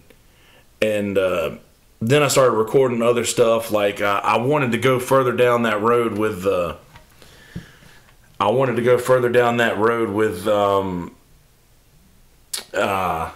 I think he's saying "fuck yeah," not "fuck yeah." But I wanted to go further down the road with that Western. I kind of wanted to make that a movie. I'm not good at script writing. I don't think I have the patience or the I just don't think I have the patience or the knowledge in script writing to be able to do it. And I really want to write this Western, though, about this guy who... Check out this story. Here's the storyline behind my music.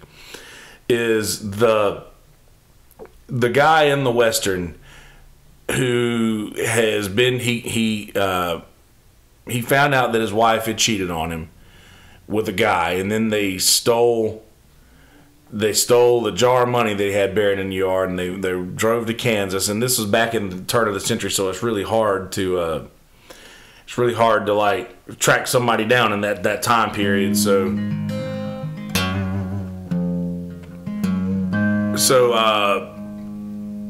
he ends up finding them and killing them inevitably, and bringing them back to be buried on the banks of Old Red River, so to speak.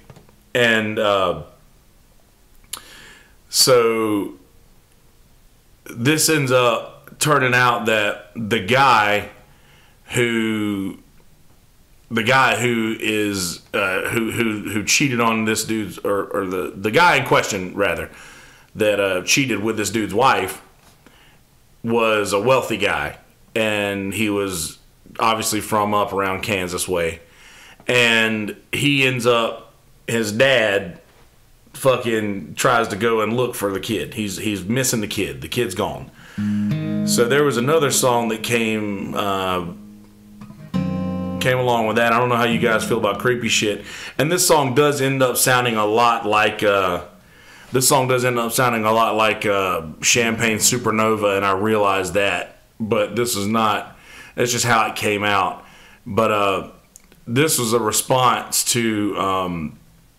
This was like a little response to the one, It Ain't Mine, which was the guy comes down to find his son, and this is shortly after all of this has gone down. So this is very, very chronologically very close to the end of the other one. So I don't even know if I can do all this live. These words are like on a different cadence than this picking is. And this is very creepy. Actually, the SoundCloud version of this song is creepy AF. So I encourage you to listen, and it's called, find it on SoundCloud. It's called, shit. What did I call it? Oh, The Ballad of the Unlucky Man. Unlucky as shit this guy was. So anyway, which was the title track to my next album I never released. Hotter than I remember and drier than every year before. I buried what I hope don't grow and the whole damn world's at war. They're liable to come a knocking any day now they do. Said a man come round was asking some things they might lead back to you.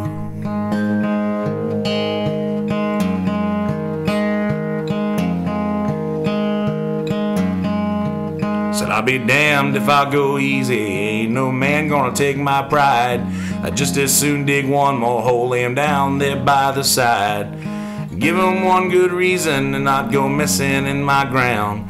Best mind his own damn business as he suspects I don't fuck around. Now lay me down, my wretched soul. One day I'll walk your streets of gold. Forgive me, Lord, for all my sins. Hope pearly gates will let me in.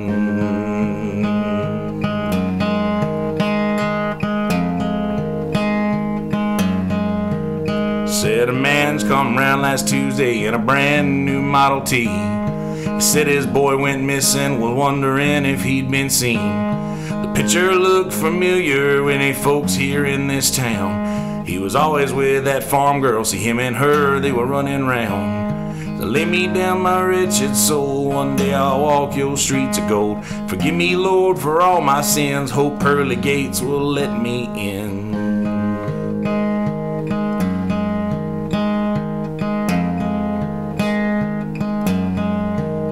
When he pulled up, I was waiting in the trees there off the side. I saw him holding something, it wouldn't have mattered if they tried.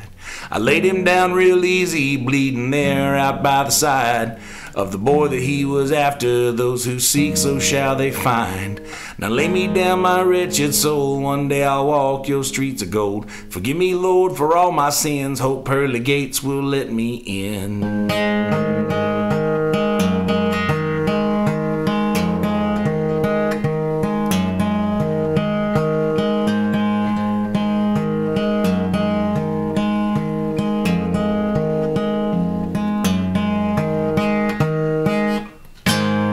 That one drags on. The ending of that one drags way on. But that one drags way on at the end, and there's like all kinds of different shit in it, like all sorts of different shit. I really appreciate y'all, all the kind words.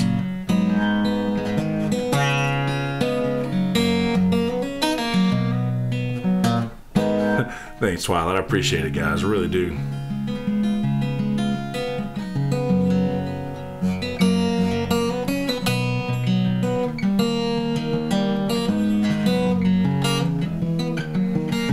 You guys want to hear a song that nobody's ever heard? I haven't played this yet. I wrote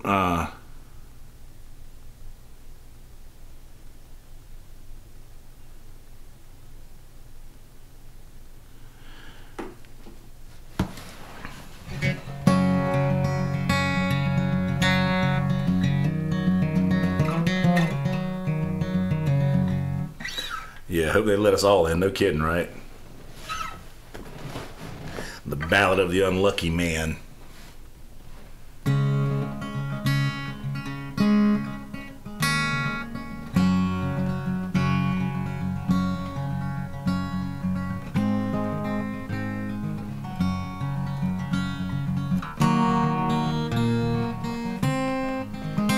I haven't even put music to this one yet, so I don't know what it's going to sound like. This was just I just written it and I haven't.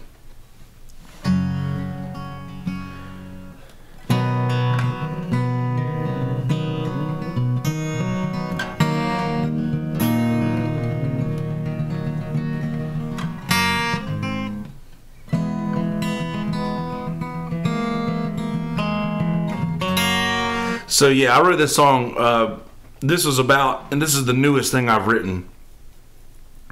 Yeah, I'm on Instagram at Yonder Wizard.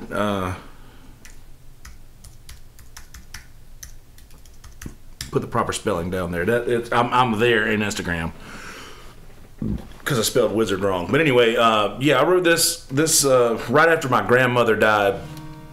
I went back home for a little while and I was working with my dad, trying to work, and I just realized that I wasn't gonna be able to do the work that he did, and I just wasn't gonna be able to do the work that he did, and my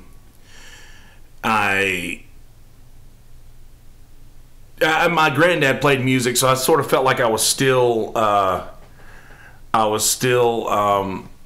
carrying on the family business, you know, whether or not I played music or fixed heating and air conditioning, and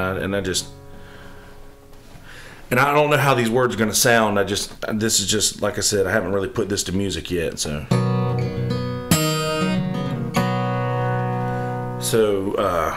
Anyway, here we go. I was riding with my daddy coming down Jennings Street, and I broke down crying harder than I ever had. I held in for far too long. It'd been a while since I'd been home, and I poured out all my pain for him to hear. I said, I'm working for you now, 'cause I guess I have to. I want to do something to make my grandpa proud. That's what he would have done, worried to be the better son. And I just ain't no damn count at working hard. And he held it all together, drove around till I felt better. I never told him how much all of that meant. There's not much you can say when a grown man cries in pain. Our rugged hearts don't break no more, just bend. I said, I feel like it's my job to pick up the business. I'm the next in line, and hell, it's my last name. I could try all that I want, but I'm the worst at being taught. And it was clear that it just wasn't in my stars.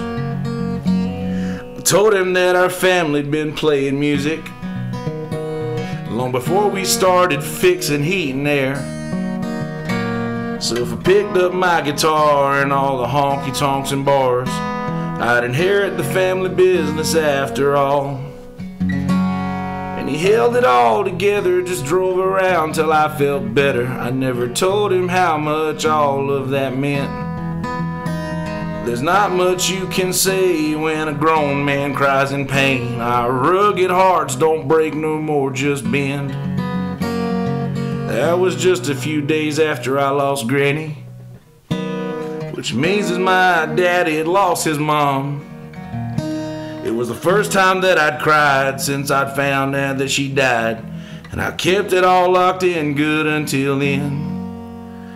There's a silence when a grown man gets done crying, and I'll never know how Daddy stayed so strong. I'm sure when he got back home and he was somewhere all alone, but he never let it show in front of me. He just held it all together and drove around till I felt better. I never told him how much all of that meant. There's not much you can say when a grown man cries in pain. Yeah, our rugged hearts don't break no more, just bend. Yeah, he held it all together, just let me go till I felt better. And I never told him how much all that meant. that I'm so much more than proud that the good Lord blessed me with a heart like his.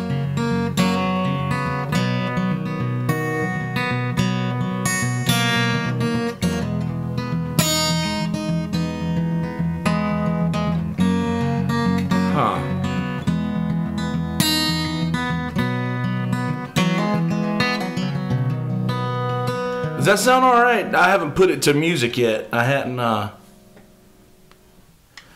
put that one to music yet. Yeah, that was just a...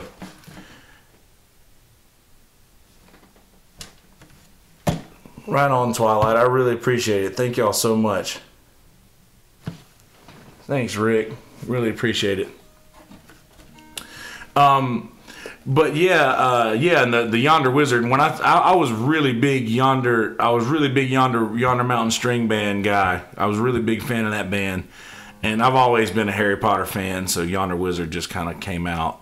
But it's been that since day one. Yeah, does that music work for it? I really hadn't. I didn't know, and it could have ended up being another song. I just don't know how I wanted it to sound, but. Yeah, and I've written my dad a few songs. I usually write songs for people for like holidays and such, and I really appreciate it, Twilight. Thank y'all so much, really, seriously. But yeah, I really kind of I'd rather give somebody something that will last rather than. I'm glad I got it recorded. But I'll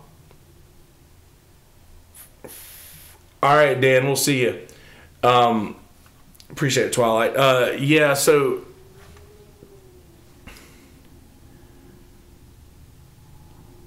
I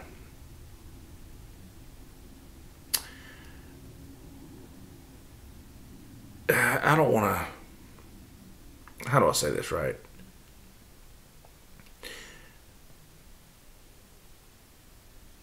I don't know. I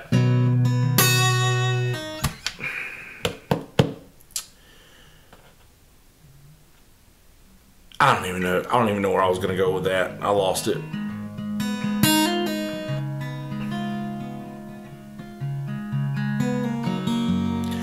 Yeah, I don't know. I don't want to play a song.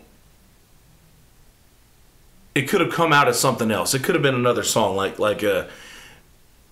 There could be another song that I've heard somewhere along the way that ends up being like that, and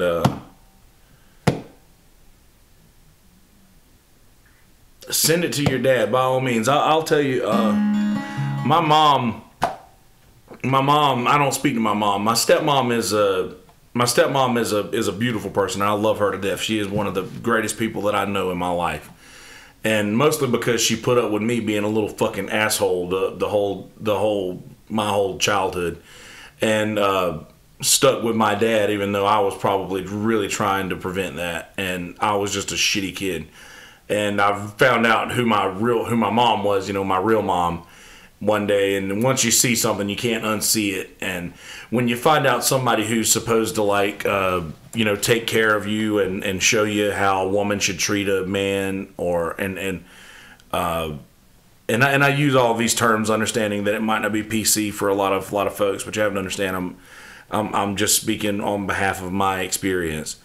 And so when she's supposed to be the one who teaches you how to treat a lady, and show how a lady should treat a man, and or how people should be treated, rather, you guys know what I mean. And she ended up leaving us when I was 2 years old, and my dad ended up getting custody, and I never understood that kind of deal back in the day when I was a kid. So I ended up growing up thinking I want to go live with my mom, and my dad, God bless him for it, he never mentioned anything about my mom's negativity or what kind of person she was. And to his credit, I probably wouldn't have been able to do that. But my mom was a horrible person, and she left me and my dad when I was a kid, and I went to live with my mom. Actually, all those dollars that I was telling you guys about earlier that I inherited when I turned 18, my dad was the guy who built all of those dollars up. He's the one who raised all that money for me over the course of like changing out investments and banks and all of these other sorts of things. He's the one who built up the money from whatever it was to what it ended up becoming. And my mom ended up conning me into giving her and my stepdad this money. And so my dad is the one who raised all this money, and I was living at my mom at the time that I got the money. And then my mom got like more than half of the money that I got, and I wrote a check to my stepdad actually. And my stepdad was a great guy too. He did what any man would have done in his situation. And but I gave him the dollars, and he ended up having heart issues and having to take off a couple of weeks, a month, actually maybe a couple of months actually off of work, and he couldn't get out into the world and make money back. So yeah, he ended up going trying to go back to work and making all the money. But while he was not working, we continued to go out to eat and like spend just ridiculous money. And I was a kid, not really knowing anything about money or whatever. And they ran out of money, and I ended up realizing that my mom was blowing all this money. And then I also realized that my mom didn't really have a whole lot to do with me. And I've said all this before in other episodes, but since you guys have not heard this story before, I figured it's fitting. But she ended up really not having a lot to do with me until the accident happened. And then when I realized, oh shit, so she was probably just hanging out to wait until I got the money. And then when I got the money and she got most of it, like it was sort of like game over, and I realized, oh shit, I was being used. And it's a really shitty feeling that when you realize that you've been being used by somebody who held you in their body for 9 months. That's a fucked up feeling. But anyway, when I was going through that, when it came to those realizations, I just started drinking way heavily. And in the middle of and I used to manage a bar. I used to manage a bar down here in Merle's Inlet called Uncle Tito's. And I had a key to the bar. I would just go down there in the middle of the night and I got a bottle of Wild Turkey 101, and I called my mom and I told her everything that I wanted her to know. Told her to never call me again, to never contact me again, and she was just like, I love you. I don't know why you're doing this. And y'all, you might tell me that I'm fucked up for doing this. What up, Chow? How you living? We're in here talking about personal shit. Come on in. The water's fine. Anyway, I told her everything I wanted her to know, and if she ever tried to contact me again, that I told her, if she's I love you, I love you. I don't know why you're doing this to me. And I said, if you really love me, you'll never contact me again, because you do nothing but like bring me pain. I told her that. Just realizing that, and I've always felt very, very self-conscious about being dumb or naive and not smart, and I feel really bad when I was realizing that, oh shit, so like I got duped, I got something pulled over, I got the wool pulled over my eyes, and I didn't realize that until like once I realized it was like, oh shit, everybody around me saw this happen and they loved me too much to tell me the truth about my mom. So I mean, big ups to my family for not telling me who she really was. And honestly, big ups for my stepdad's family too, for not fucking having her killed for what she did to my stepdad. By the way, my stepdad ended up, God rest his soul, my stepdad passed away to cancer a few years ago. And while my stepdad was in the hospital, literally dying with cancer, my mom was like hooking up with dudes in the house and got caught. My stepbrother caught her doing shit like this, and just so many people caught her doing shit like that, and it was just fucking, she's just a horrible person. And I don't know. I don't really know why that story was necessary, other than to let you guys in on a little bit of what my situation was like, so you understand some of the things that I'm like, fuck my mom, or you guys know what I mean. And I'm not talking about my stepmom. And most people are like, why don't you just call her your mom?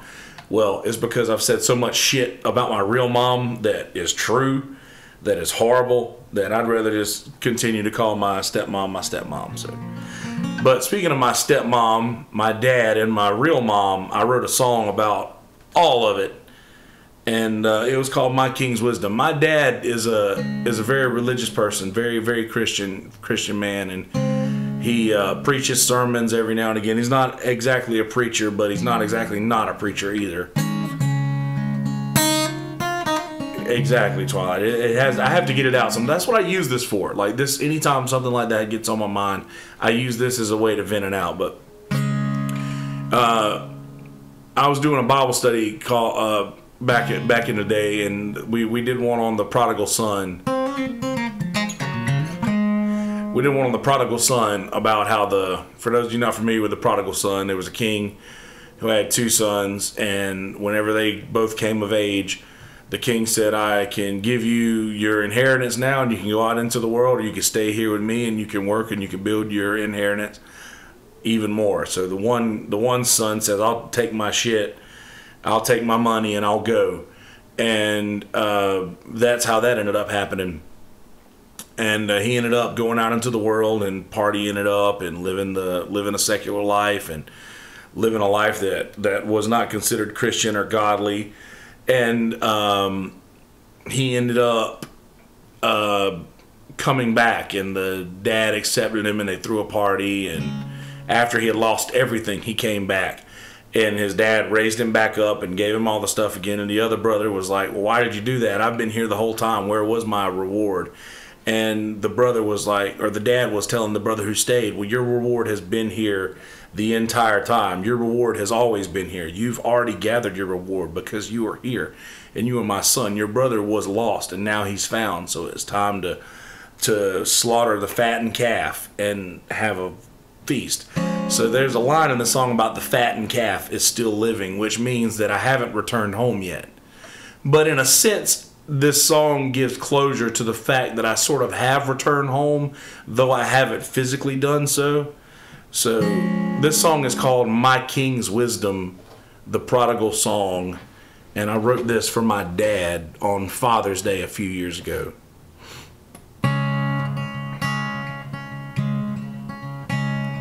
Everyone would listen when the king spoke.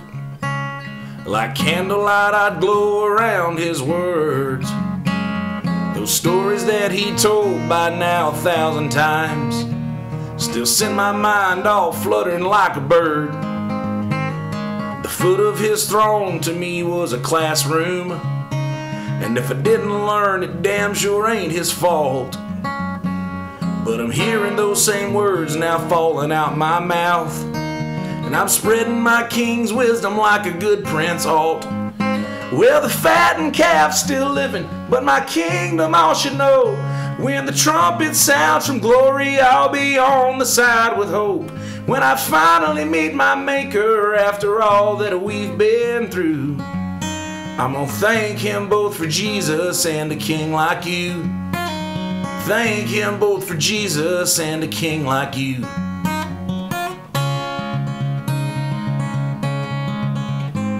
Well, our kingdom took a heavy blow right after I was born. For within our walls the evil queen conspired. See, she fancied how she'd fare outside our castle, and a yearn to her good people she'd acquired. Well, the weight upon her head it proved too heavy, and she didn't leave much honor on that crown. But before too long our good king found another, and to this day she makes our last name proud. Well, the fattened calf's still living, but my kingdom all should know. When the trumpet sounds from glory, I'll be on the side with hope. When I finally meet my maker after all that we've been through, I'm gonna thank him both for Jesus and a king like you. Thank him both for Jesus and a king like you.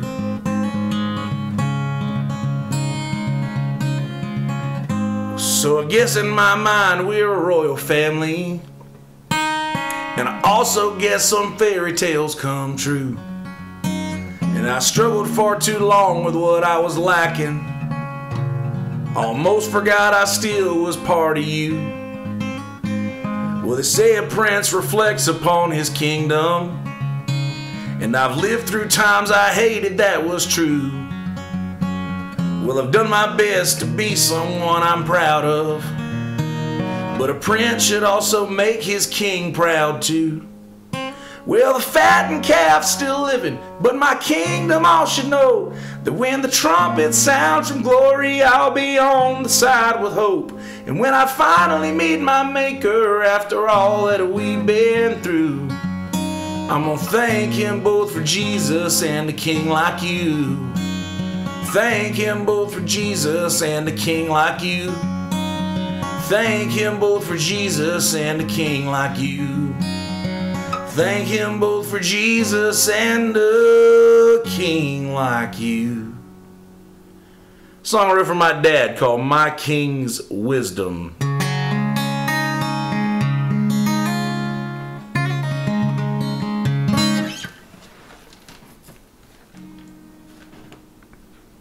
You know, it's funny you guys say this right here, like this being church, because I believe this is what church is, right?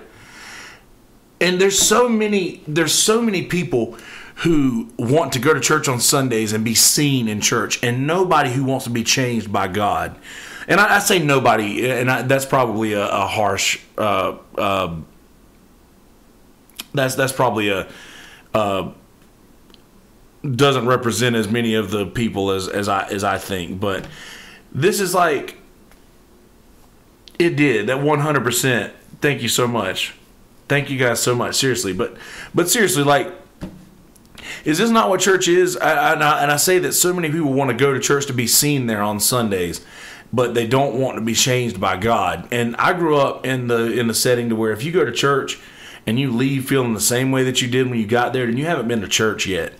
And I don't go to church on Sundays. I don't feel the need to, because I don't feel that is my and everybody's like, oh, you got to go to church on Sunday so you get your Bible in, get your praying in. And I'm like, wouldn't you just do that on your own? Like, do you feel like you would get more nourishment out of, and this is speaking, I guess, for people my generation, like our generation and on, like my dad's generation, I really feel like they need to go to church on Sundays so that because it's one, that's part of their routine, and two, they just really feel like they need to, I don't know, they just feel like they need to be around other people who also agree with their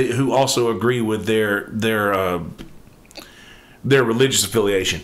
And I don't feel like religion is that simple. I don't think that God is that simple. I don't think that God can be confined to one religion. And I feel like it is foolish for me as a Christian to say I'm right, but you as a Muslim, you're wrong. Because who am I to say that we all just don't call the same God different names? And I believe that that's what's lacking now in the main or the how do I say? I think that's what's lacking now in the mainstream church. And I don't know where you are, Mike, but I'm in the Myrtle Beach area, and there's a few churches around here that are like mega churches that have. And I actually played lead guitar in a church right up the road from where I am here, and I did for several years. And I just seeing the politics behind all of the things going on in church, and just being around those people who you see them at Bible study at church. And then you go to like a function at somebody's house, and they're all like passing around bottles and shit. And like, not to say that one can't drink and also go to church and be religious or a Christian for that matter, but just Paul said that I don't want to I don't want to have like any sliver of the world to be part of me. I don't want someone to look at me and see the world. I want someone to look at me and see God. Like someone to look at me and not see someone who lives for the world and lives for themselves. But yes, like this is just like, I feel like the times are different. Back then it was okay for like, okay, I'm doing something differently now. But now, in a time where I think people actually need not necessarily God or religion, but I think that there's a lack of morals, and there's just a lack of people who are willing to do the right thing in a situation to where we're turning away. And I'm going to step into another territory right now that may alter how some of you guys view a certain thing. But when we're in a place where people who are Christians are posting on Facebook that we have to build this wall and we have to close our borders, who cannot forget one of the greatest Bible stories of all time in the Good Samaritan, who literally took care of someone who said, hey, listen, I'm going to take this guy who has had several different people pass him by, better people than Samaritans who passed him by. And the one Samaritan who saw him and said, hey, this guy needs help. I'm going to take him to the doctor. And he says, fix this guy, fix him however you can. I'll give you this money to keep him here. If it costs more than what I've given you, then when I come back, I will give you more. And that is the sort of that. And I've read the entire Bible. I graduated from a Christian academy, and I've read the entire Bible on my own accord. I didn't do it because church wanted me to, or because school wanted me to. I did this on my own, outside of church and outside of school. And I really believe that that people who read who are reading the Bible and reading these stories about, like, oh well, God smite Sodom and Gomorrah because they were like performing homosexual acts on each other. And I'm like, yeah, I hear everything that you're saying, and I get all of this, but and not to be cliche, but what literally would Jesus do? Like, I was having a conversation with my dad the other day about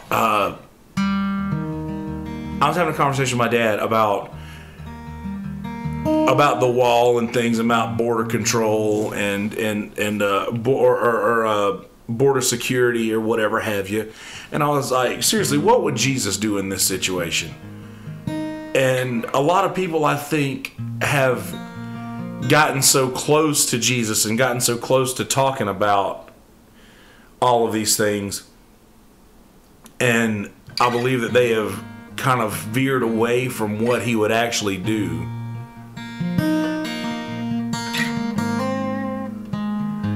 Like when Jesus went into the church, and I think it was maybe the church in Rome, I'm not sure where the church was that he went to, and started flipping the tables because they were trading money or doing, I'm not familiar with the exact story. I have to brush up on it to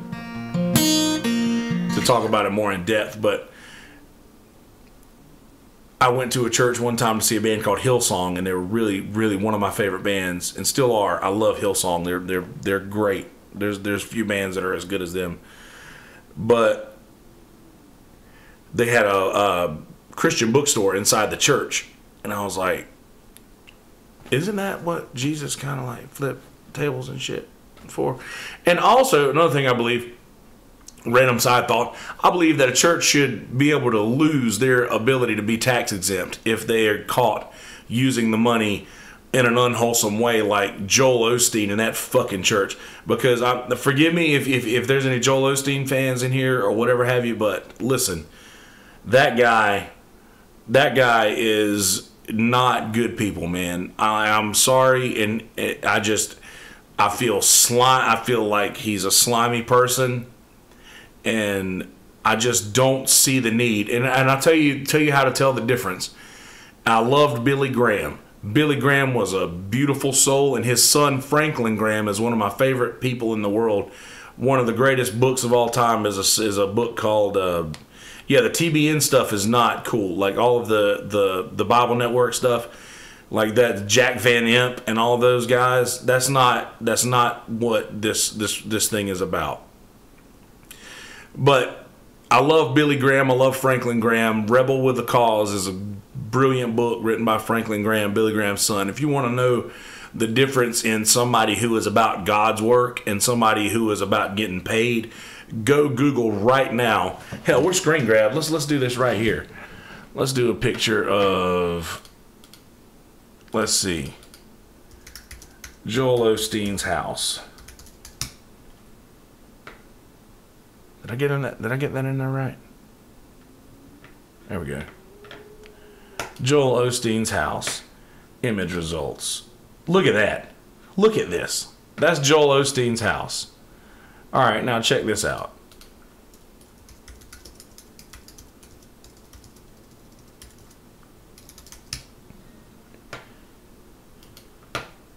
Billy Graham's house. How you like that? Look at this. Billy Graham's estate. It's a beautiful house. It's an expensive house. Don't get me wrong. But dig. This versus this. And this man has all of those years on Joel Osteen from doing that. Y'all tell me that there ain't something wrong with that. Yeah, I don't know. I don't like that. I don't like that stuff. I don't like that Joel Osteen business. I don't like none of that crap. I don't like that stuff. Those TV preachers who just, and if God's laid it on your heart to send us in the donation, $10 is all we ask for. And then it sounds like Alex Jones on the Rogan podcast the other day. We'll keep them comfortable. And then he starts spewing off some stuff. It's like waffles were invented by the dentists of the country so that they know the kids will fill up every single square with syrup. It's all for the dentist to make money.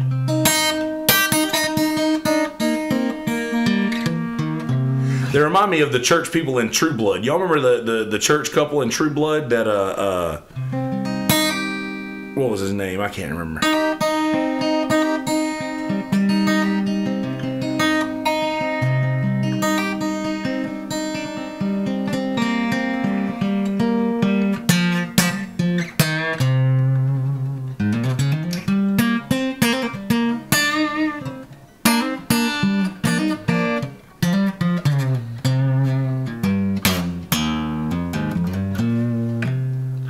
Hot for. I don't even know how long we've been going live for. This has been fun. I'm not saying that because it's over, because it very well could be soon. I just don't.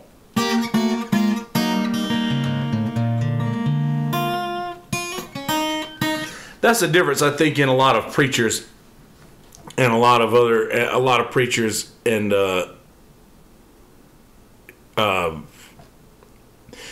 said that wrong. That is the difference in preachers. Is there are some preachers who, and yeah, I do know about the Mason, the Freemason. My granddad was actually a 33rd degree Mason, and I have his ring. I have his ring, but I don't wear it, but I have it. There's preachers who want to tell his congregation or her congregation what they want to hear.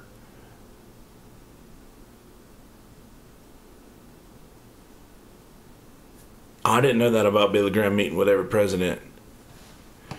I do know that Billy Graham was at the roast of, I think, who was it? The roast of Ronald Reagan. I'm pretty sure he was there. I remember Don Rickles calling him out. I think. I watched that video. I watch a lot of old stand-up videos. Stand-up's the best.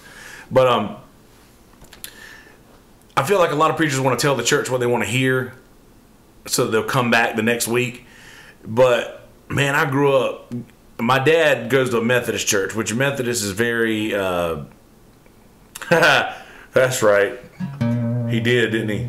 Cash and White.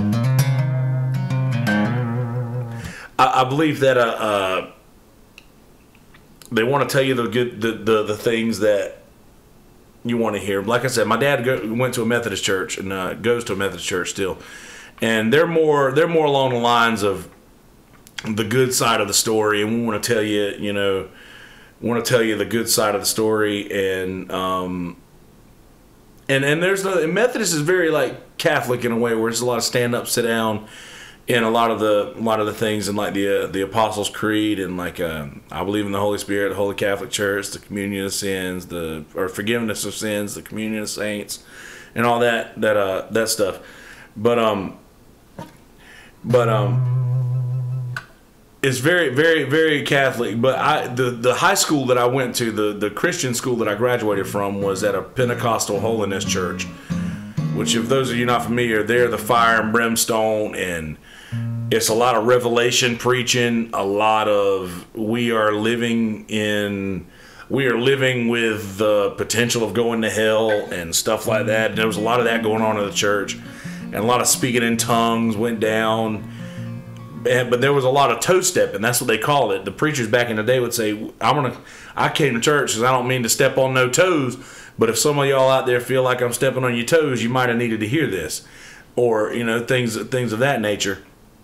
And I really appreciate that kind of message. I really appreciate that kind of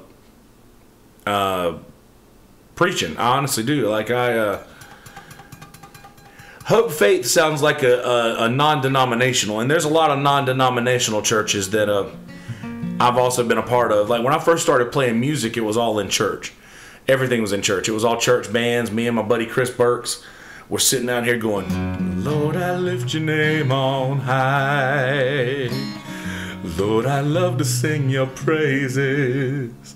But yeah, and I like doing all kinds of stuff like that. Grew up at church singing Christian music. And there's a lot of good Christian music, by the way, but I don't listen to it as much just because it's sort of like, Lord, don't get pissed at me. I'm sorry, bro. But it bores me. Just because I get sick of like something on just one, all the songs are the same. Every song says the same thing. And every now and again they'll say something different. But that's mostly my qualm with pop music or mainstream rap or mainstream country. Is like all of these artists, the top 40 of every genre says the same thing. Right? Oh, Lord, I lift your name on high. Twilight, is that what you're talking about? He came from heaven to earth to show the way, from the earth to the cross, our debt to pay, from the cross to the grave, from the grave to the sky. Lord, I lift your name on high. Yeah, I apologize to God a lot. I'm like, dude, because I'll curse sometimes when I'm praying, and I'll say a bad word, like, and I'm like, yeah, they all sell out, and it is all the same stuff. And I'm just not a fan of the mainstream. I'll say one exception to all of the things that I've just said is Lady Gaga, by the way. Lady Gaga has always been top notch in my book. She can do no wrong. I 100% believe that she's the one, man. I'd marry her one day if she'd ask me.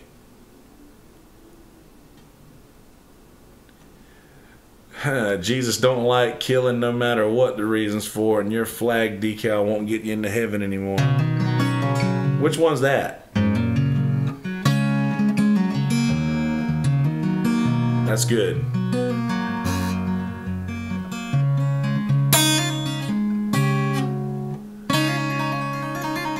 But yeah, they all do the same thing. They all do the same thing. Chow, I don't even care. To be perfectly honest, I don't even care. I've seen A Star Is Born. I've seen her face. Mike, we'll catch you next time, buddy. Appreciate you hanging out. I've seen her without the makeup, and I prefer her like that. Oh, I'm Out. Oh, is that the name of the song? I got it.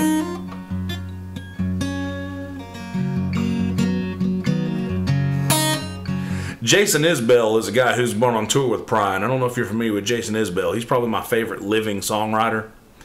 He's got a song called Something More Than Free, where he's got a line. It's like, when I get home from work, I'll rustle off my clothes and leave them right inside the front door because nobody's home to work. No.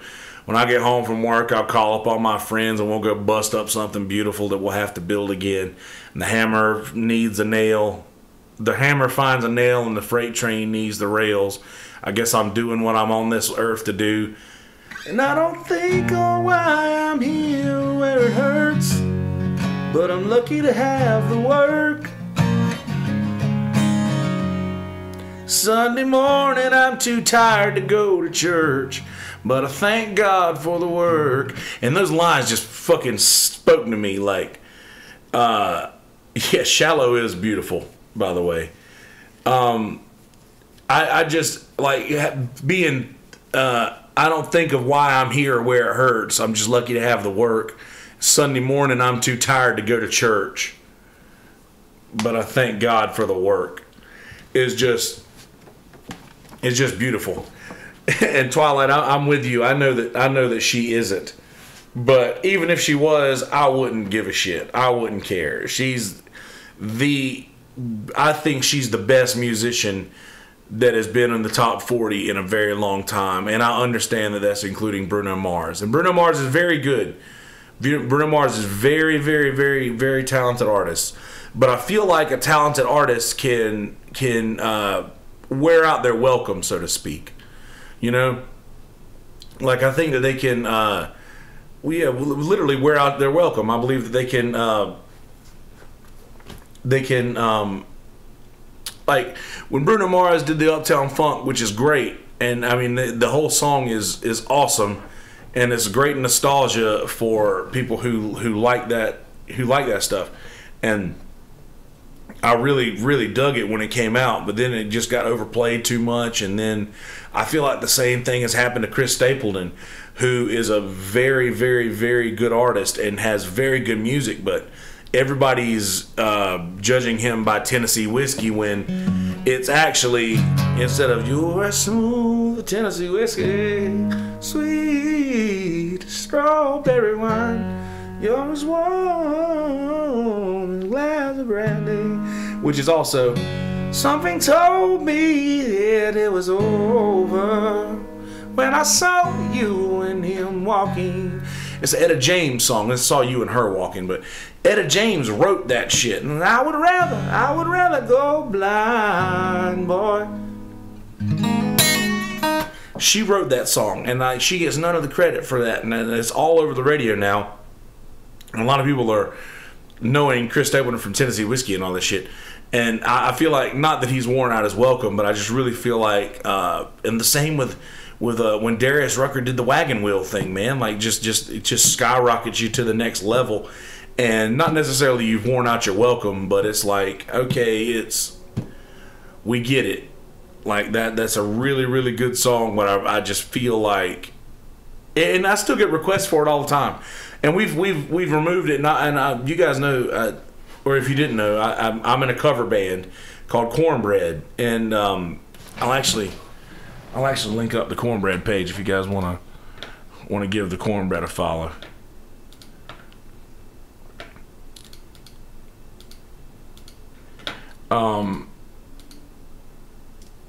Yeah, I'm in this band Cornbread, and we do covers predominantly. We'll throw in like 3 or 4 originals a night, and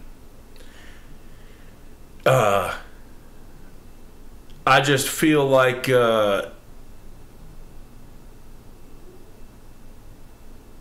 shit, where was I going with that? Alright, Chow. I'm getting out of here soon too, because I'm just talking in circles, and I really honestly didn't expect for you guys to hang out this long, so I appreciate y'all for sticking with me.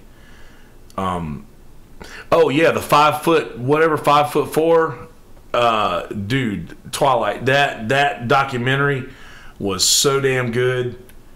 I watched it twice. I love getting inside. That's why I like podcasts so much.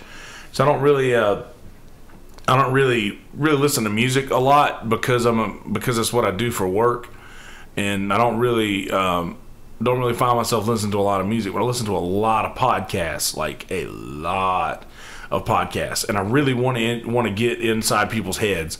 I want to know what makes them tick, and I really felt like I got a lot of that in that 5 foot. I can't remember, 5'4", 3 or whatever the documentary was called. It's on Netflix of hers. But And I think that everybody's sort of pulling for her and Bradley Cooper to get together, which I'm neither here nor there. I don't want a family to break up, but damn, they got that chemistry, man. And that movie was so damn hard. That movie was so powerful. But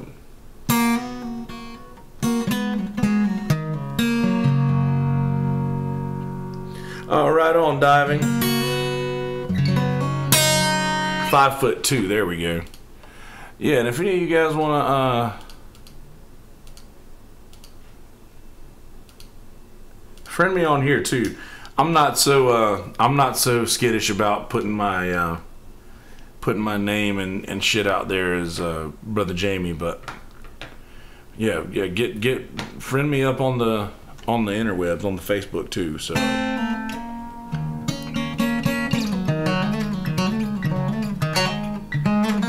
That video on our cornbread page was a Grateful Dead song, a little bit of U.S. blues. Red and white, blue suede shoes. I'm Uncle Sam. How do you do? Rock, give me 5. I'm still alive. There ain't no luck.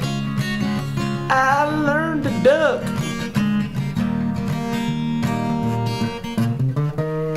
I love Grateful Dead. But yes, anyway, I really appreciate you guys for hanging out. And this is the first time that I've ever done any kind of like long form talk like this with the chat section. And I'm stealing this idea from Jamie. And I'm sure he doesn't mind, and I wish you a happy week as well, AM. We'll do this. We'll try to do this at least once a week, and just do a little sit down with a guitar and a little chat with you guys outside. And I'm going to start bringing up the chat now whenever we're live, so I can stay up to date or pretty much. Stay caught up with what you guys are saying as we're doing it. And I'm like I said in the other thing, we were ignoring the chat a little bit earlier, but I'm not so savvy in keeping up with this stuff as I've not needed to yet. But Gaga reviews. Oh, Brother Jamie, listen, I owe a lot to Jamie for like bringing you guys into this channel, and I'm forever indebted to him. I really appreciate you guys hanging out, Twilight, Diving, AM, all of you folks, Mike, Chow. You guys, I know Chow's not in here anymore. Is it you guys know Chow to be good people? Should we do moderator on Chow? I'm trying to make everybody who's hanging out with me so far right now mods, because you guys seem cool enough and you seem like you understand what needs to not be in a chat if it's not necessary. And so yeah, I want you guys to have control over that.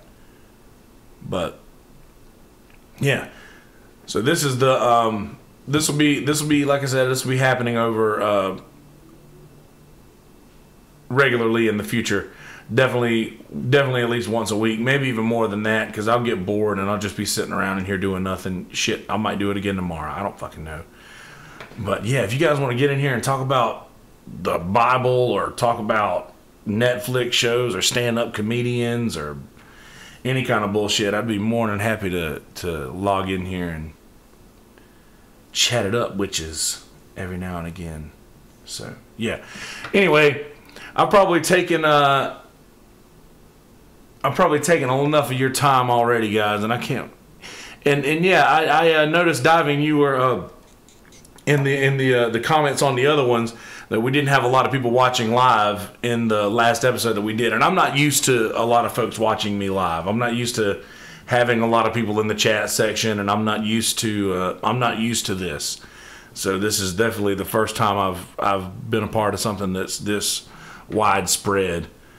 So you guys are literally helping me walk through this in the dark. So just like in Run Little Darling, fear not the darkness, just feel your way through. Gotcha. Perfect. All right, guys. Well, I really appreciate y'all hanging out and listening to me dive into my own head. You guys really don't know how much it means to just like be able to talk about bullshit that doesn't really matter to anybody other than me. But you guys were willing to listen, and I'm very impressed with how much we all had in common too, from the very beginning. So. Yeah, very beginning. So if you guys are interested, please click subscribe. If you I'll be uploading all of the podcasts here, but you can also find. Did I never post this shit? Oh wow! I just realized I never published the episode that I uploaded earlier. So yeah, number 60 this week. We usually stay in the top 100 on Podomatic. The podcast is Podomatic for Android users. You can go to the website that's where I upload all the audio from the podcast, and also over here. Over here. You can go and do the iTunes thing. I don't really fuck with the Patreon. Don't worry about the Patreon because I don't fuck with it. I don't upload stuff to that anymore. I set it up at the beginning, not really knowing what I was doing, but I don't mess with it and upload anything. So check that out if you're interested at Yonder Wizard on Instagram, and if you want to follow the podcast on Instagram. It's at MI Stuff Podcast, and then just add the number 1 to that for Twitter if you guys want to follow that at all. And also on Twitter, I'm at Kelsey Hadgens. The E's are switched with A's, or the E and the U, if you want to hook up with me on Twitter and all that shit. So. Not necessary, just if you wanted to. Figured I'd give you the option. But anyway, I'm going to let you guys get back to your lives. I appreciate you hanging out with me. Love you, mean it. Be good people. In a world full of shitty people, don't be those fucking people. Be a good person. Peace, bitches.